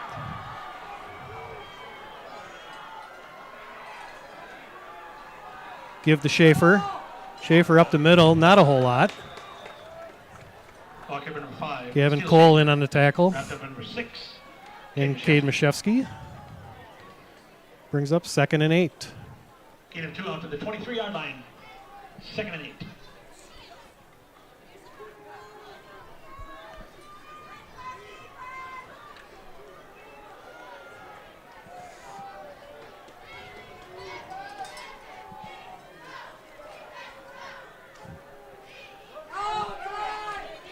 Give that time to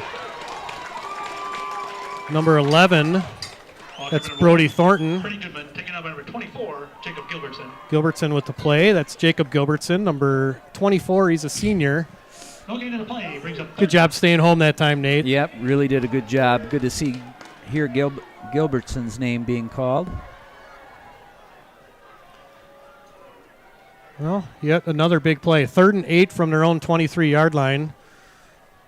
3:28 and counting. Third quarter, River Falls trails Menomonie 7-6. Witt. Play action. Pass intercepted. That's Bryce Bevan. 20, 15, 10, 5. Touchdown Wildcats.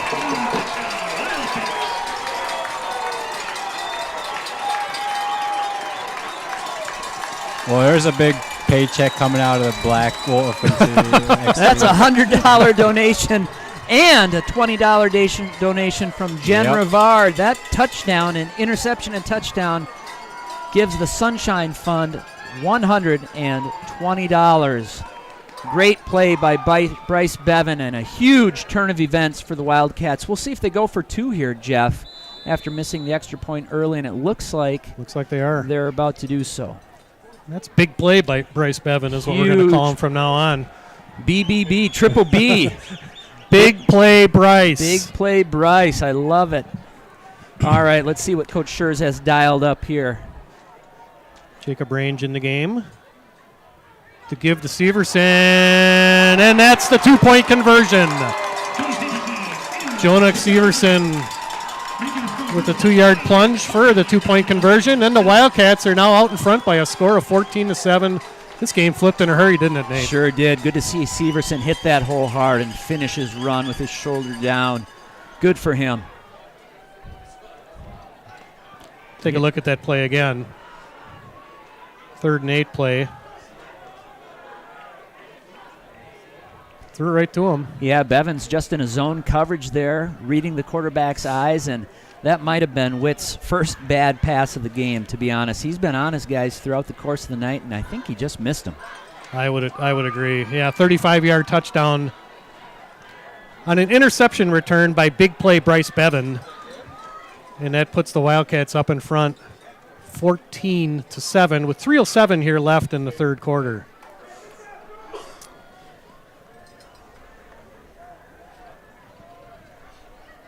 I don't know if we've ever had a winner 2 weeks in a row, have we? Man, I don't know.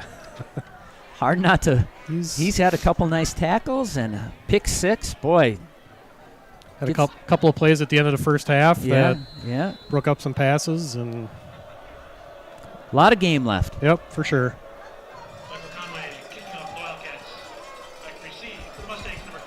Well, the Mustangs have faked the reverse on the kickoff here. They're known for some special teams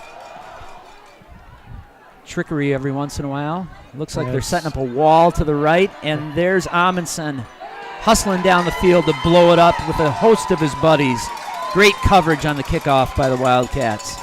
That was Jack Drought with the return for Menomonie. And we should make mention again, Jen Rivard, touchdown for 20 from State Farm. Jenny's been so generous throughout the course of the season. Thank you, Jen Rivard and State Farm. Give her a call for all of your insurance needs. I know that she was awfully busy about a week ago when we had that baseball-sized hail coming down. Hopefully things have slowed down for you a little bit, Jen, or maybe actually you don't want them to slow down. Not sure. I sense she wouldn't mind a break. 3:01 left here in the third quarter. River Falls 14, Menomonie 7.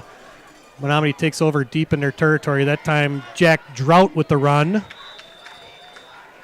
Brought down again by Gavin Cole. Boy, Gavin's in on a lot of plays too, isn't he, Jeff? Really good football player, coming back early from a ACL injury that I believe he sustained during the wrestling season, but continued to wrestle, if I'm not mistaken. He did at the making state it to tournament. State tournament, and they were hoping at the end of last year that he'd just be ready for wrestling, and here he is. Hasn't missed a football game all year. Yep, as we're in game 8. Nobody plays harder than Gavin Cole. Here's the give that time to Schaefer. Brought down by the aforementioned Gavin Cole. Good tough run that time by Schaefer.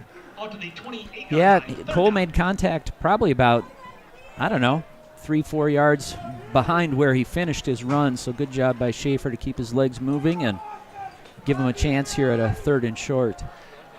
Yeah, if you can run through a tackle from Gavin Cole, that just tells you how strong of a kid that you are. That's right. Steele Schaefer. 3rd and 1 here. Give to the up back that time. That's Schaefer. It's enough for the first down. Preston Johnson with the tackle from the secondary. Maverick Kaminsky into the game in the defensive line position, giving Ben Esterby a breather. Temperatures down into the Negatives. It feels like it. 40 degrees. Negatives might be right. Braden Zhao is cold, Jeff. We can't use him as a thermometer. That reminds me to give a shout out to Punta Gorda Will here. It's not 40 degrees in Punta Gorda, I know that. There's the give to Drought. Great tackle that time by number 67, Maverick Kaminsky. Looks like that interception gave the Wildcats defense some new life, didn't it? They needed it too, yes. Maverick just checks into the game and has an impact right away. Man, he's a mountain of a kid, isn't he? What is he, 6'2", 255? And I tell you what, he's got some more speed than I realized he had. He does have at the really end of good that feet. overtime, he almost ran that ball carrier down last week. There's the pitch to Schaefer. Tackled that time by Gavin Cole. And that, we'll see if the Mustangs run another play yet here as we're nearing the end of the third quarter. Got a 3rd and 3, Jeff. Another big play here for the Wildcats. This is a spot on the field where you think if we could stop them, the Mustangs would be forced to punt. Right. Looks like the clock is going to run out. We did those. And that's the end of the third quarter. Your score here from David Smith Stadium on the campus of the University of Wisconsin-River Falls. It's the River Falls Wildcats 14, the Menomonie Mustangs 7. Should we thank our sponsor, Brady? Yeah, we can thank our sponsors again. Community banking is about giving back to the communities we serve. It's about focusing on needs and making decisions to better businesses and families in the area. It gives an opportunity for employees to live, work, and play local. We are your community bank.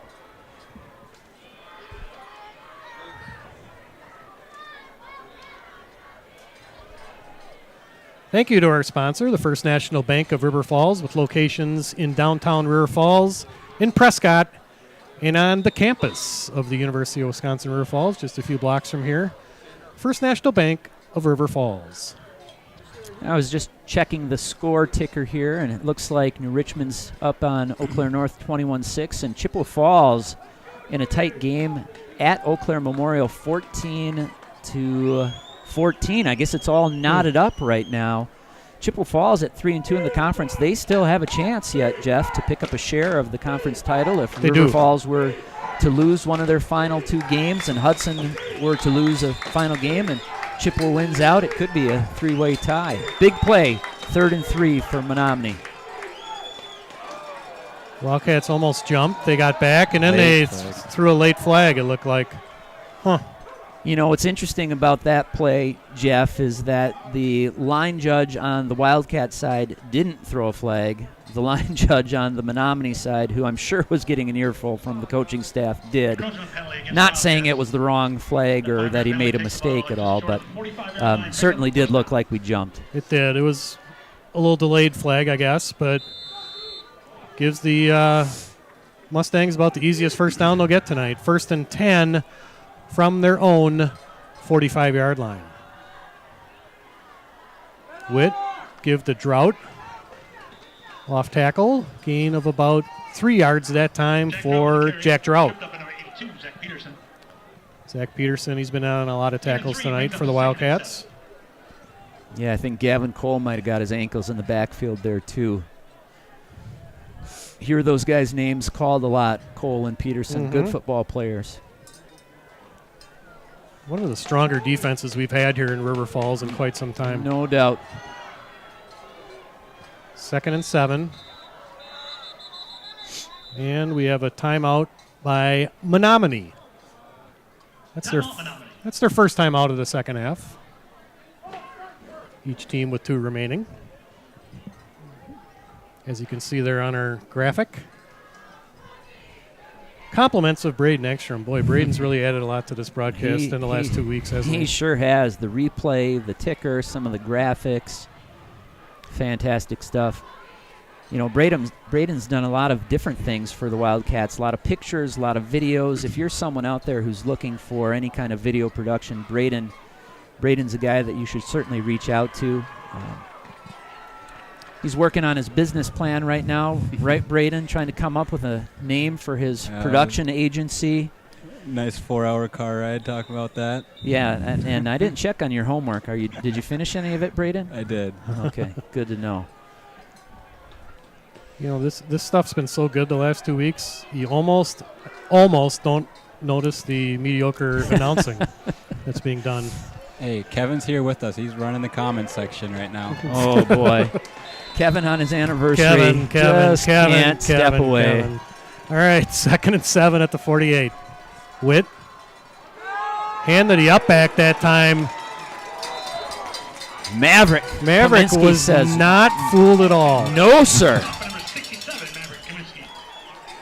Interesting play. Fake the pitch with a little bit of an inside handoff. But Maverick sniffed it out, creates a long 3rd down play for the Mustangs. 3rd and 8 from the 48. Just inside of 11 minutes here left in the 4th quarter. 14-7 Wildcats. 3 receivers set on the right. On the top of your screen. Witt in the shotgun. The snap. Pass caught that time by number 2. That's Isaiah Burt. Broke a couple of tackles, and big play for the Mustangs. 1st down. Jeff, that's a hard pass. Man, that's a long pass, a long out to the sidelines that Burt caught just inside the 1st down marker, sidestepped a defender, and was able to rumble for about another 8 yards after the play. Big play for the Mustangs. Puts them inside the Wildcat 40-yard line, all the way up to the 35. 14-7 River Falls, nearing the 10-minute mark.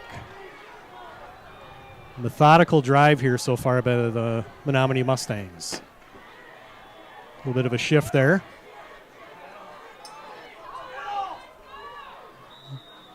Give that time to Steele Schaefer. Interesting play there. They shifted their entire offensive line, so the person who lined up as the center ended up being the right guard by the time the ball was snapped.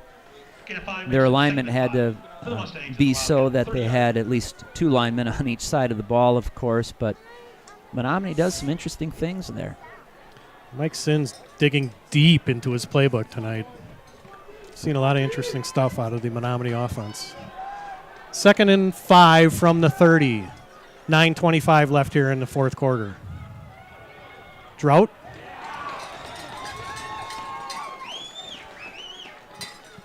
Good play there again by Gavin Cole. Gain of about 1. Number 29, Gavin Cole. Puts the Mustangs in a 3rd down situation again.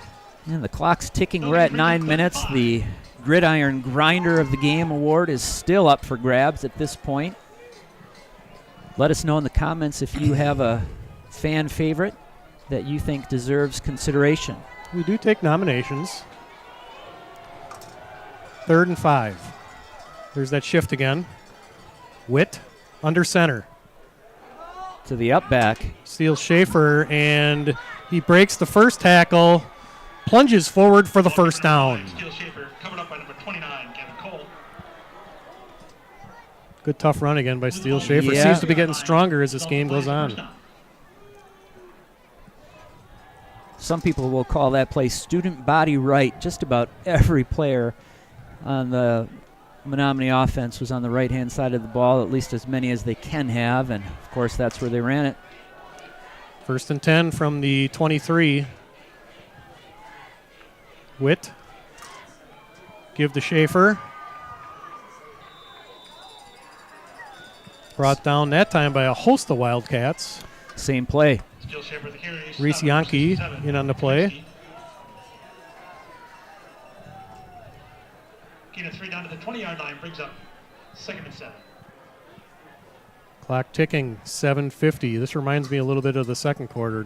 Long ball control, mostly on the ground drive here by the Menomonie Mustangs.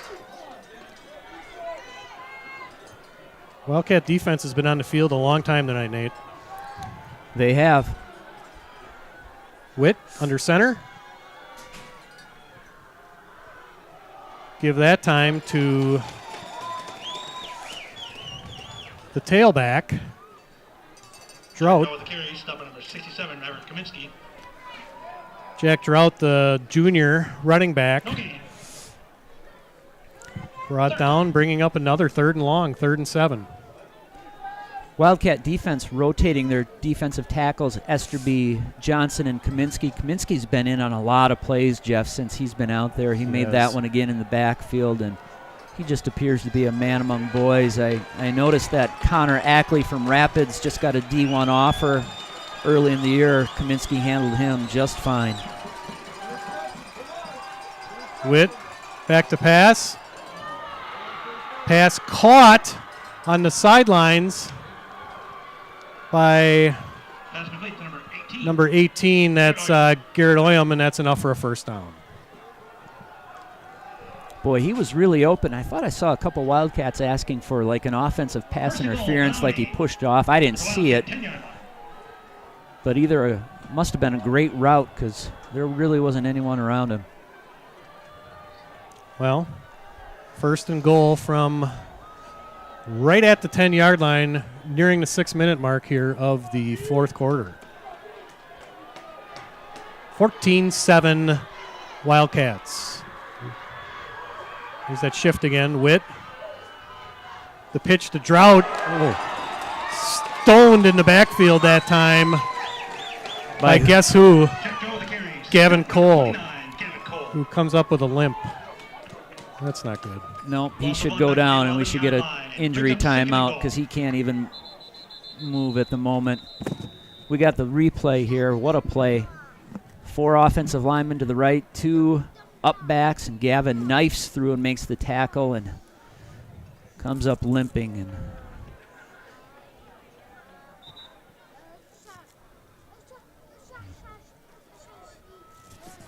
that's a big loss for our defense. I'm not sure who goes in his place, Jeff. Do you know who went in? I did not there? 23 see either. maybe? I think it's 23. That's Michael Conway, who has played some safety this year in the past, but he's now going to play linebacker and fill some big shoes. Well, we're watching next man Gavin up. on the sidelines here. He's trying to walk it off. Back to pass. Caught that time, but Michael Conway makes a nice tackle there. Pass complete. On the pass to number 2, that's Isaiah Burt, I believe. Nice play design there. 2 receivers on the right. The outside receiver was just a blocker. That's a 5-yard Took line. off blocking right away. Quick pass to Burt, who picked up a handful of yards. We've got 3rd and goal from the 5-yard line. Yeah, we're in 2-down territory here for sure. 5:35 left in the fourth quarter. 14-7, Wildcats. Big play. Under center, Witt hands it to Drought. Pushes forward. Touchdown, Mustangs. Number 20, Jack Drought in the end zone. That was just good, tough running that time by Jack Drought. We'll see if they go for an extra point here or if they're going to go for 2. Can't see. Looks like he's got the kicking tee, which Does I he? believe they still get to use in high school, They right, do. Jeff? Yeah, I the believe little he's block got it in his there. left hand there. Maybe. Yep. Well, the Wildcats have blocked a couple of field goals, a couple of extra points this year. Now would be a great time to dial up another one. 14-13 pending the extra point. Snap. It's a fake. And it's good.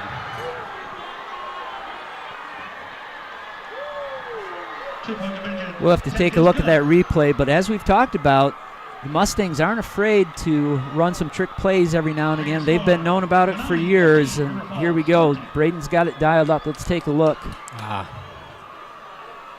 Missed it.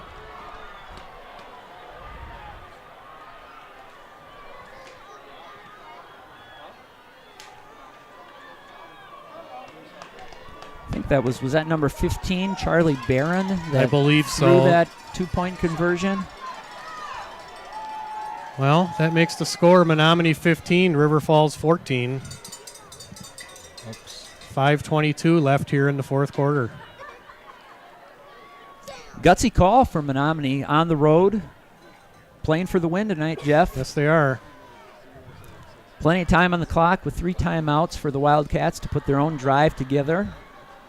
Wildcats have struggled all night really moving the ball. They scored once off an interception return, and they haven't had much going on offense.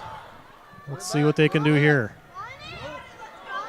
Peterson. Peterson with the ball. Out to about the 30-yard line. Decent field position for the Wildcats. Wrapped over number 26, Anthony Sarkey. Well, Boy, this could be it, Jeff, right? I mean, this drive might be the last time the Wildcats touch the ball the way the Mustangs have managed to control it when they've had it. First and 10 for the Wildcats.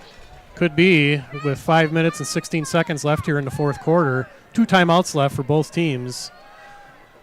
70 yards away from the end zone here for River Falls. Severson the setback. Mashevsky the fullback. Range pitches to Severson. Not a whole lot there, Nate. Gain of about 2. No, I think he was lucky to just get a couple of yards there. Gain of 2 out to the 32-yard line, 2nd and 8.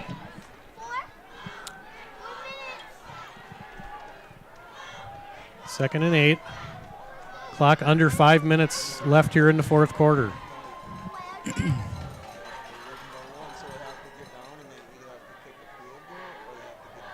Wildcats taking their time, not yet deciding to push tempo. 4:38 left.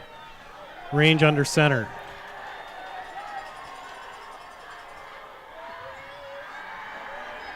Pass caught by Mashevsky out in the flat to the 40, 45. Oh, and a Horsepower horsepower. tackle in. The ref was right on it. Boy, Jeff, I think that nice play, nice pass and catch, 15-yard gain, and I think another 15 yards on top. It should be. I believe that's the yardage for a horse collar in high school. We'll find out momentarily. Either way, it's going to move the ball inside Menomonie territory here. Yeah, we should have the ball, Personal on the foul, 37 Personal foul, horse collar. yard Around line, the something like 37. that? Yep.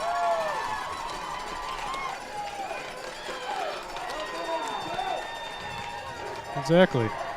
Good math there, Nate. Thank you. The completion and penalty takes the ball onto the 37-yard line, Menomonie. 1st and 10, Wildcats. Huge play, 30-yard gain for the Wildcats. Combination of the pass and catch and the penalty. Little momentum for the Cats. Range to Severson to give. Up the middle, still moving his feet. Gain that time only about 2 yards, maybe 3. Jonas Severson with the carry, stopper number 46, Max Erickson. Ball security obviously always important. No more important than right now. 2nd and 7. You know, they've tried to find Mashevsky in the flat earlier in the game, and he hasn't been open tonight. That particular play finally was. Good pitch, good catch, good run, and I'd like to see them run that again and just have Range run the ball, turn Mashevsky into a blocker, and just get outside the pocket and go. And that's one thing we haven't seen much of tonight is Jacob Range running. We have a lot this season. Pitch to Severson, some running room, and that's enough for a Wildcat first down. Jonas Severson with the carry. Christian with the play number 10, Walker Ferguson. By far the best carry of yardage-wise for Jonas Severson tonight. Yep, and that's when we needed it most.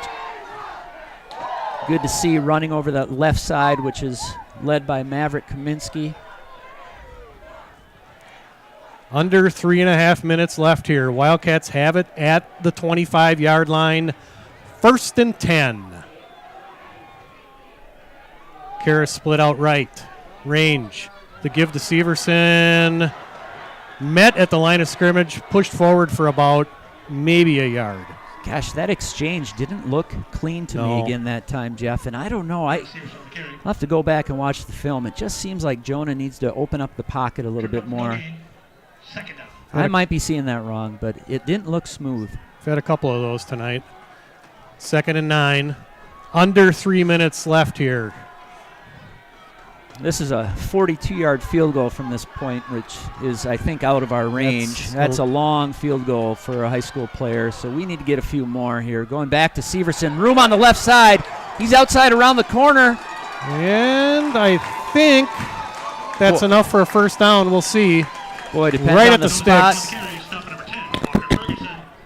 Move him ahead, guys. Boy, I sure thought he had it. No. Really? I guess he's just a bit short. Man, that's got to be just the nose of the football. I might ask for a measurement there, Jeff. Look at the flags. I mean, the ball's almost touching the 15-yard line. The down marker. No, it says 3rd down. He already had it as first because he thought it was a first down, too. Well, that's what I'm saying. That's I mean, interesting. Look where the ball is, and 3rd and extremely short. Huge play here. Quarterback sneak by Rain. Whoop, what's going on here? Timeout, Timeout, maybe? Wildcats. Oh. Huh. Well, Range had the first down, it looked like, on the quarterback sneak. Well, let's reset things here, Nate. 1:39 left here in the 4th quarter. Menomonie leads River Falls by a score of 15-14. We're at about 3rd and probably a couple inches maybe from the 15-yard line. Wildcats with 1 timeout left. Menomonie with 2. Drive started on our own 30-yard line. Big first down pass and catch to Cade Mashevsky, and then a horse collar tackle with a 15-yard penalty tacked on were the big plays of the drive. Jonas Severson also had, a 10, 11-yard run for a first down as part of this series. Ball now sits just shy of the 15-yard line, which would be a 32-yard field goal, Jeff. 32 yards, correct. Still not a comfortable distance as far as I'm concerned. No. So I'm guessing we're in 4-down territory here, but 3rd and less than a yard from the 15. Range. And I think that... Oh, boy, I don't like the spot. The spot was worse. Looks like we went backwards. The guy on the near side has him up further. Huh. His knee must have hit the ground. Evidently. 4th down. Well, this will be interesting. Clock ticking, 1:20. This is the ball game right here, this play. We might have to take another timeout here, guys. This play's taking a little while to get in. You got to be at about 15 seconds. The ref has in not the started back counting has yet. not started counting yet. When he puts his hand up, I think that means 10 seconds. It does. And All now right. it is up in the air. Under 1 minute here. 4th down. Range. 5, 4, 3. The pitch to Severson, and that's First down. enough for a first down. Boy, that was dangerously close to a delay of game. Clock continues to tick, 45 seconds. The clock will start when the ball is set. Still 1 timeout to go. Clock is ticking. We're now at 40 seconds. Ball on the 13-yard line. Karras wide to the right. Range, hands off to Severson, up the middle, inside the 10-yard line, gain of about 4 yards. Timeout, Wildcats. That's their last timeout of the game. So, Jeff, we've got 2nd down and 8. Ball's on the 10-yard line. No timeouts left, 27 seconds. If you run a running play here on 2nd down to make it 3rd, you can spike the ball to stop the clock. Right. My guess is that we'll run the ball to the right to try and line up a little bit more of a direct field goal for our field goal kicker, who is Alec Ross. We right now at this distance, we're looking at a 27-yard field goal way from the left hash, which is not an easy kick necessarily. You know, alternatively, we could throw the ball here, right? Clock stops on a 1st down, stops on an incomplete pass.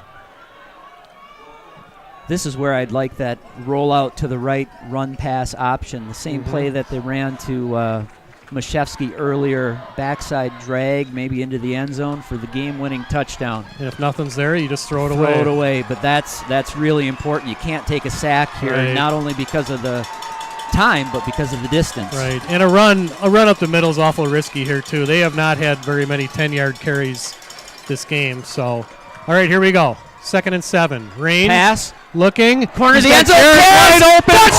Touchdown, River Falls. No flags. Beautiful pitch and catch. Jacob Range to Jordan Karras. Wildcats lead 20-15. Well, this is probably a 2-point conversion situation. Maybe Let's look back at that quick. Jacob. Karras or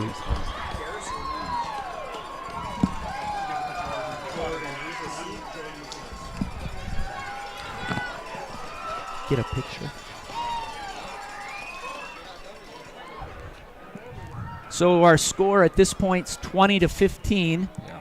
We're going for 2 here to try and make it a 7-point lead. Karras wide left. Mashevsky at fullback. Rolling out. And he missed Karras there in the flat. Looked like maybe Eli Johnson was open in the backside of the end zone. I'm not sure who he was throwing it to that time, Nate, on that. I thought he was looking for Eli in the corner of the end zone, but maybe not. Okay, here's the touchdown again. Range with just a beautiful pass to, and great route and catch that time by Jordan Karras. Jordan Karras is our garage gridiron grinder of the game tonight. Although this game is not over yet, 22 seconds left here in the 4th quarter. River Falls leads at 20-15. You know, that play, Jeff, is set up by one play earlier in the game where they ran a slant to Karras. If you notice that play, he took a couple hard steps to the inside to set up his man. Corner of the end zone, really nice pass. 2nd touchdown of the game for Jordan Karras on senior night. I expect a squib kick here, Jeff, but again, the trickery of the Menomonie Mustangs has to be something that everybody's paying attention to. This is one of those situations where the covermen have to really stay in their lane, hold their ground, and hopefully make a good tackle here. 22 seconds left. 2 timeouts for Menomonie. Keep everything in front of you here. Michael Conway will be doing the kicking for the Wildcats. This play should take some time here, too. Clock will start as soon as the ball is touched. That time, not much time went off the clock there. Number 26, Anthony Sackery, caught it, and he did the smart thing by going down right away, Nate. He did, yep, and that was a really short kick. Ball's on the 43-yard line. Not a bad choice. You're trusting your defense, who's giving up on average roughly 7 points a game, and the passing game from Menomoni's been on point as of late, Jeff, and watch out for a hook and ladder, another flea flicker. I hope that we wouldn't bite on that at this point, but this will be interesting. No Gavin Cole out there right now. Yeah, and Gavin Cole's on the sidelines. Michael Conway's in. We've got 3 deep, splitting the deep defensive backfield into thirds here. Witt, back to pass. Center screen pass to Maverick.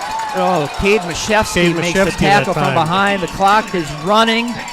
No timeout from Menomonie here. And we're going to probably have to put some time back on the clock. They waited a while, didn't they? Yeah, I didn't hear a whistle or see an official. I'm sure that they got it earlier than what the scoreboard says. Can go back and look at that one. Here's that play that time. Wildcats basically in a prevent defense here. Mustangs went with the short pass that time to number 15, Charlie Barron. And they Good put tackle by 13 seconds back on the clock. 1 timeout left for the Mustangs. So that play took 7 seconds. Mustangs with 1 timeout in their pocket. 20-15, River Falls leads it. So without trickery on this play, what the Mustangs could do is try and run some sideline pattern here on the near side, maybe get out of bounds and give themselves a shot at the end zone. We've got 3 wide receivers at the top of the screen, and it looks like a tight end on this side here we have to be mindful of as well. It initially looks like the Wildcats are going to go with a 4-man rush. Are they changing something? Oh, they add another second. Yep, you're right, Braden. 14 seconds left here. Witt in the shotgun. Really soft coverage. I would worry a little bit about a quick pass to one of the 3 over there and then blocking. And Witt there's that looking long to the out. Sidelines. Pass caught by Isaiah Burt. That play only took 4 seconds. But it's enough for Menomonie first down. He got out of bounds at the 45-yard line. 1 timeout left. Ball on the 45. Wildcats in a prevent defense. Hopefully they scouted how far you can throw the ball. Menomonie still with 1 timeout left here. So they have the entire middle of the field that they can use if they so desire. 20-15, River Falls leads it. Witt in the shotgun. 10 seconds left here in the ball game. Witt. Sideline pass. That took about 6 seconds. Charlie Barron. So we have 1 play, basically. Yep. I would imagine they're throwing this one somewhat of a Hail Mary pass here. We should maybe put Eli Johnson back in the end zone right now. Our 6'5" sophomore. Wildcat secondary. Jordan Karras, number 3. Preston Johnson, number 10. Wyatt Bell, number 22. All are right around the 15 or 10-yard line. Menomoni's going to burn their last time out here. Whoa. This will give the Wildcats an opportunity to set up their defense here. Yeah, and let their defensive linemen catch their breath. 4 guys rushing hard every play so far on this drive. I think Maverick Kaminsky's out. Esterby, Mashevsky, Lucas Johnson. I'm not sure who else the other down lineman is. Kaminsky's not in, you said? I didn't think he was. Ben Esterby's generated some nice pass rush this evening. Zach Peterson certainly has. What you don't want is just to give the quarterback all kinds of time to be able to get that ball into the end zone. Esterby, Lucas Johnson, Brody Rudolph, and Cade Mashevsky. Time for those boys to get after it here, and one of those plays where you really need to high point the ball, Jeff. Don't let it come down to your waist level. Go up and get it. Knock it down if you need to. not up in the air. Last play of the game. A pass rush would really be helpful here. Witt. Or actually, it's not Witt. Ball's up in the air. Up in the air, deep in the end zone. And it's Intercepted. intercepted by Preston Johnson, and that will do it. Wow. Brady Johnson, number 4, was brought into the game to throw the Hail Mary. Preston Johnson intercepts it at about the 5-yard line, and this game is over. The Wildcats escape with a 20-15 victory over the Menomonie Mustangs, who played one heck of a game and put up an outstanding fight here this evening at David Smith Stadium. Boy, hats off to the Mustangs coming on the road, playing with their backs against the wall. Really, really great effort. But congratulations to the Wildcat once again coming from behind to pull out a big victory. And here's the final play of the game on a replay. They brought in a different quarterback, Brady Johnson, number 4. He did have some time to throw, Nate. Yeah, he did. Just about 5 yards too short. Preston Johnson makes a nice play on the ball, gets his first interception of the season, and puts the nail in the coffin. And with that interception for $50 and a Wildcat win, Black Wolf Exteriors is in. Did you figure all that out? For 500 cool ones. Well, good thanks. thing they got all that hail damage money. You know, and Yeah, as part of a payoff for that 500, Jordan Karras is going to be our garage gridiron grinder of the game. A very close relative of Joe's, so I suppose that we didn't have much choice but to give it to him, did we? After that big payout tonight. But no, seriously, thanks, Joel. Thanks to Jen Rivard. Thanks to First National Bank. Thanks to the garage. Thanks to all our sponsors tonight. One heck of another high school football game here from River Falls. Wow. You know, guys, I'm not sure, if we've said enough, too, about the Sunshine Fund. That money tonight, the 3 touchdowns for 20, the $500 from Joe at Black Wolf Exteriors goes to the Sunshine Fund, which is to help River Falls School District families who are in need. And I'll tell you what, whether it's gas cards or food cards or donations to people who are in a tough spot. And in fact, my family was the beneficiary of some money from the Sunshine Club when we had a hospital stay a couple years ago with my son Michael. And, how nice is it to be able to use a gas card to make a trip from River Falls into Minneapolis into the hospital area and get a sub at Subway and not have to worry about those things during those times. Can't say enough about that organization. Student-led, a few adult supervisors helping with them, nonprofit group. Great work by that group of kids. It's a group the entire community's really rallied behind. A lot of businesses in town, a lot of community members. Just a great organization that does a lot of good here in River Falls. So, well, congratulations to the Wildcats. They keep their Big Rivers Conference Championship hopes alive. It looks like Hudson's going to pick up a win tonight, and we'll have 2 teams with just 1 loss in the conference going into the final game of the season. And I've got Hudson facing New Richmond at home next weekend, and the Wildcats travel to Eau Claire North, who's playing with more confidence than they have in many, many years. They are. Eau Claire North gave, I guess they're still in the process of giving New Richmond a battle. They currently trail 28-14. 5 minutes left. 5 minutes left in the game. Hudson did defeat Superior by a score of 31-6. And Chippewa Falls leads Eau Claire Memorial by a score of 28-14, also in the 4th quarter. So we'll head into week 9 of the high school football season, the last week of the high school football season.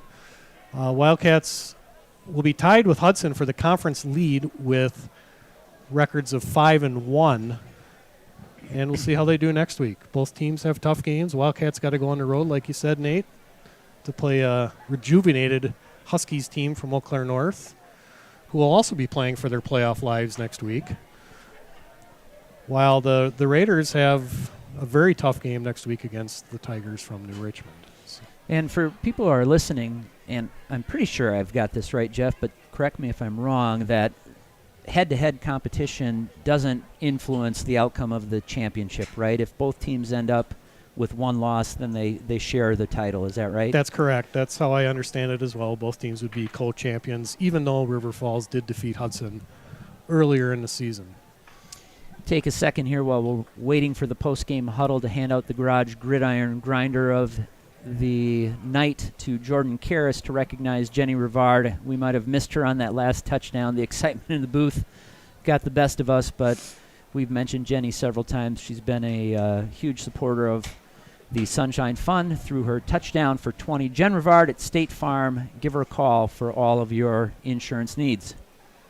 Thank you, Jen, for all you do for our community and for the Sunshine Fund. Well, big win for the Wildcats.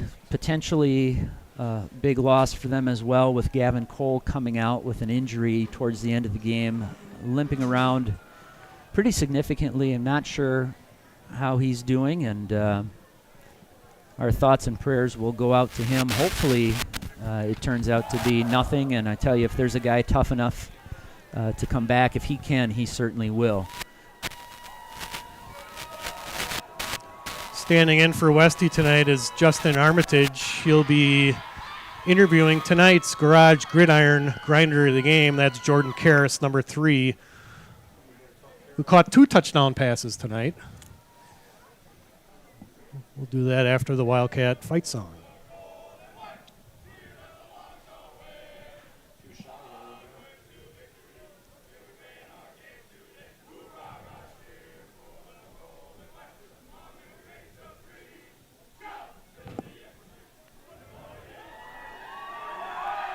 I'm not sure if he's going to catch Karras.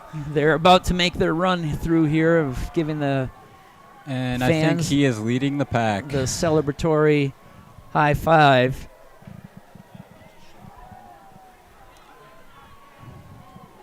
And I'm pretty sure Mr. Armitage, although he may have had wheels at one point, is not going to catch Karras. He's trying. Justin's finally crossed the 50 now, so we'll see. Well, and with this weather, any faster, and guys our age might pull a hammy. So, I mean, we've got some more ball games to call this year. So, Well, at least we have 2 more, guaranteed for sure. We'll be at Carson Park next week. And then hopefully, Nate, we'll have a home game the following week as we start the WIA playoffs. yeah, that'll be interesting. I've been trying to follow the playoff plan this year. Is it a little bit different? Do they have some weird they power added some new rules to power rating As that far as seating. Seating and- yeah, the and- coaches don't do those anymore, so it's Yeah. all computerized. Here comes Jordan. Congratulations, bud. Thank you. The Garage Gridiron of the game. Let me ask you a few questions. Why don't you tell me about how your week was in practice after that loss last week against Chippewa? Why don't you tell me how the week was with practice and the way this team got ready tonight? Well, in one way, I think the loss was good for us. So we finally realized that we need to just bounce back and kick them in the mouth. And we did that in practice. We were locked in. No goofing around this week. We knew we had to win, and that's what we did. Awesome. You know, those first couple series in the first half there, it was a little slow going, but you seemed to pull one out right away. Tell me about that first touchdown. I can't even explain it. I heard the play call. I knew that guy was manned up on me, so I was so happy. And then, I don't know, I just ran the route, and he was gone. I didn't even see him. He was gone. It looked like a great toss, great catch. That was awesome. Now tell me about the final catch in the end zone here to go ahead to win the game. It was just a great setup. It looked like everything was going good. Tell me all about that one. Well, we were driving down the field perfect. Jonah ran the ball really good on that drive. I'm so proud of him. And that last play, it was second down. Schurz came over to us, and he asked me what I wanted. I said, Schurz, I want a fade. So you got your fade. You got your fade. Yes, sir. Awesome. So after that, tell me how much it means on senior night. Oh, I did not want to lose tonight. I was so locked in. I did not want to lose, and it just means so much. Congratulations to our gridiron grinder of the game, Jordan Karras. Thank you. Thank you. Great interview, Justin, of tonight's player of the game, sponsored by Garage Bikes and Brews. That's Jordan Karras, number 3, the senior. 2 big touchdowns as the Wildcats defeat the Menomonie Mustangs 20-15. It's a happy group of Wildcats from David Smith Stadium here. Well, should we wrap her up? Yes, I think we should. On behalf of tonight's sponsor, the First National Bank of River Falls, along with Jen Rivard, Black Wolf Exteriors, Tarnation Tavern, and the Garage Bikes and Brews, I'm Jeff Johnson, along with Braden Ekstrom, Nate Sherman, Rob Derry, signing off here from a very cold David Smith Stadium. Final, River Falls 20, Menomonie 15. We'll see you next week. Thanks for tuning in, everybody. Have a good night, everyone.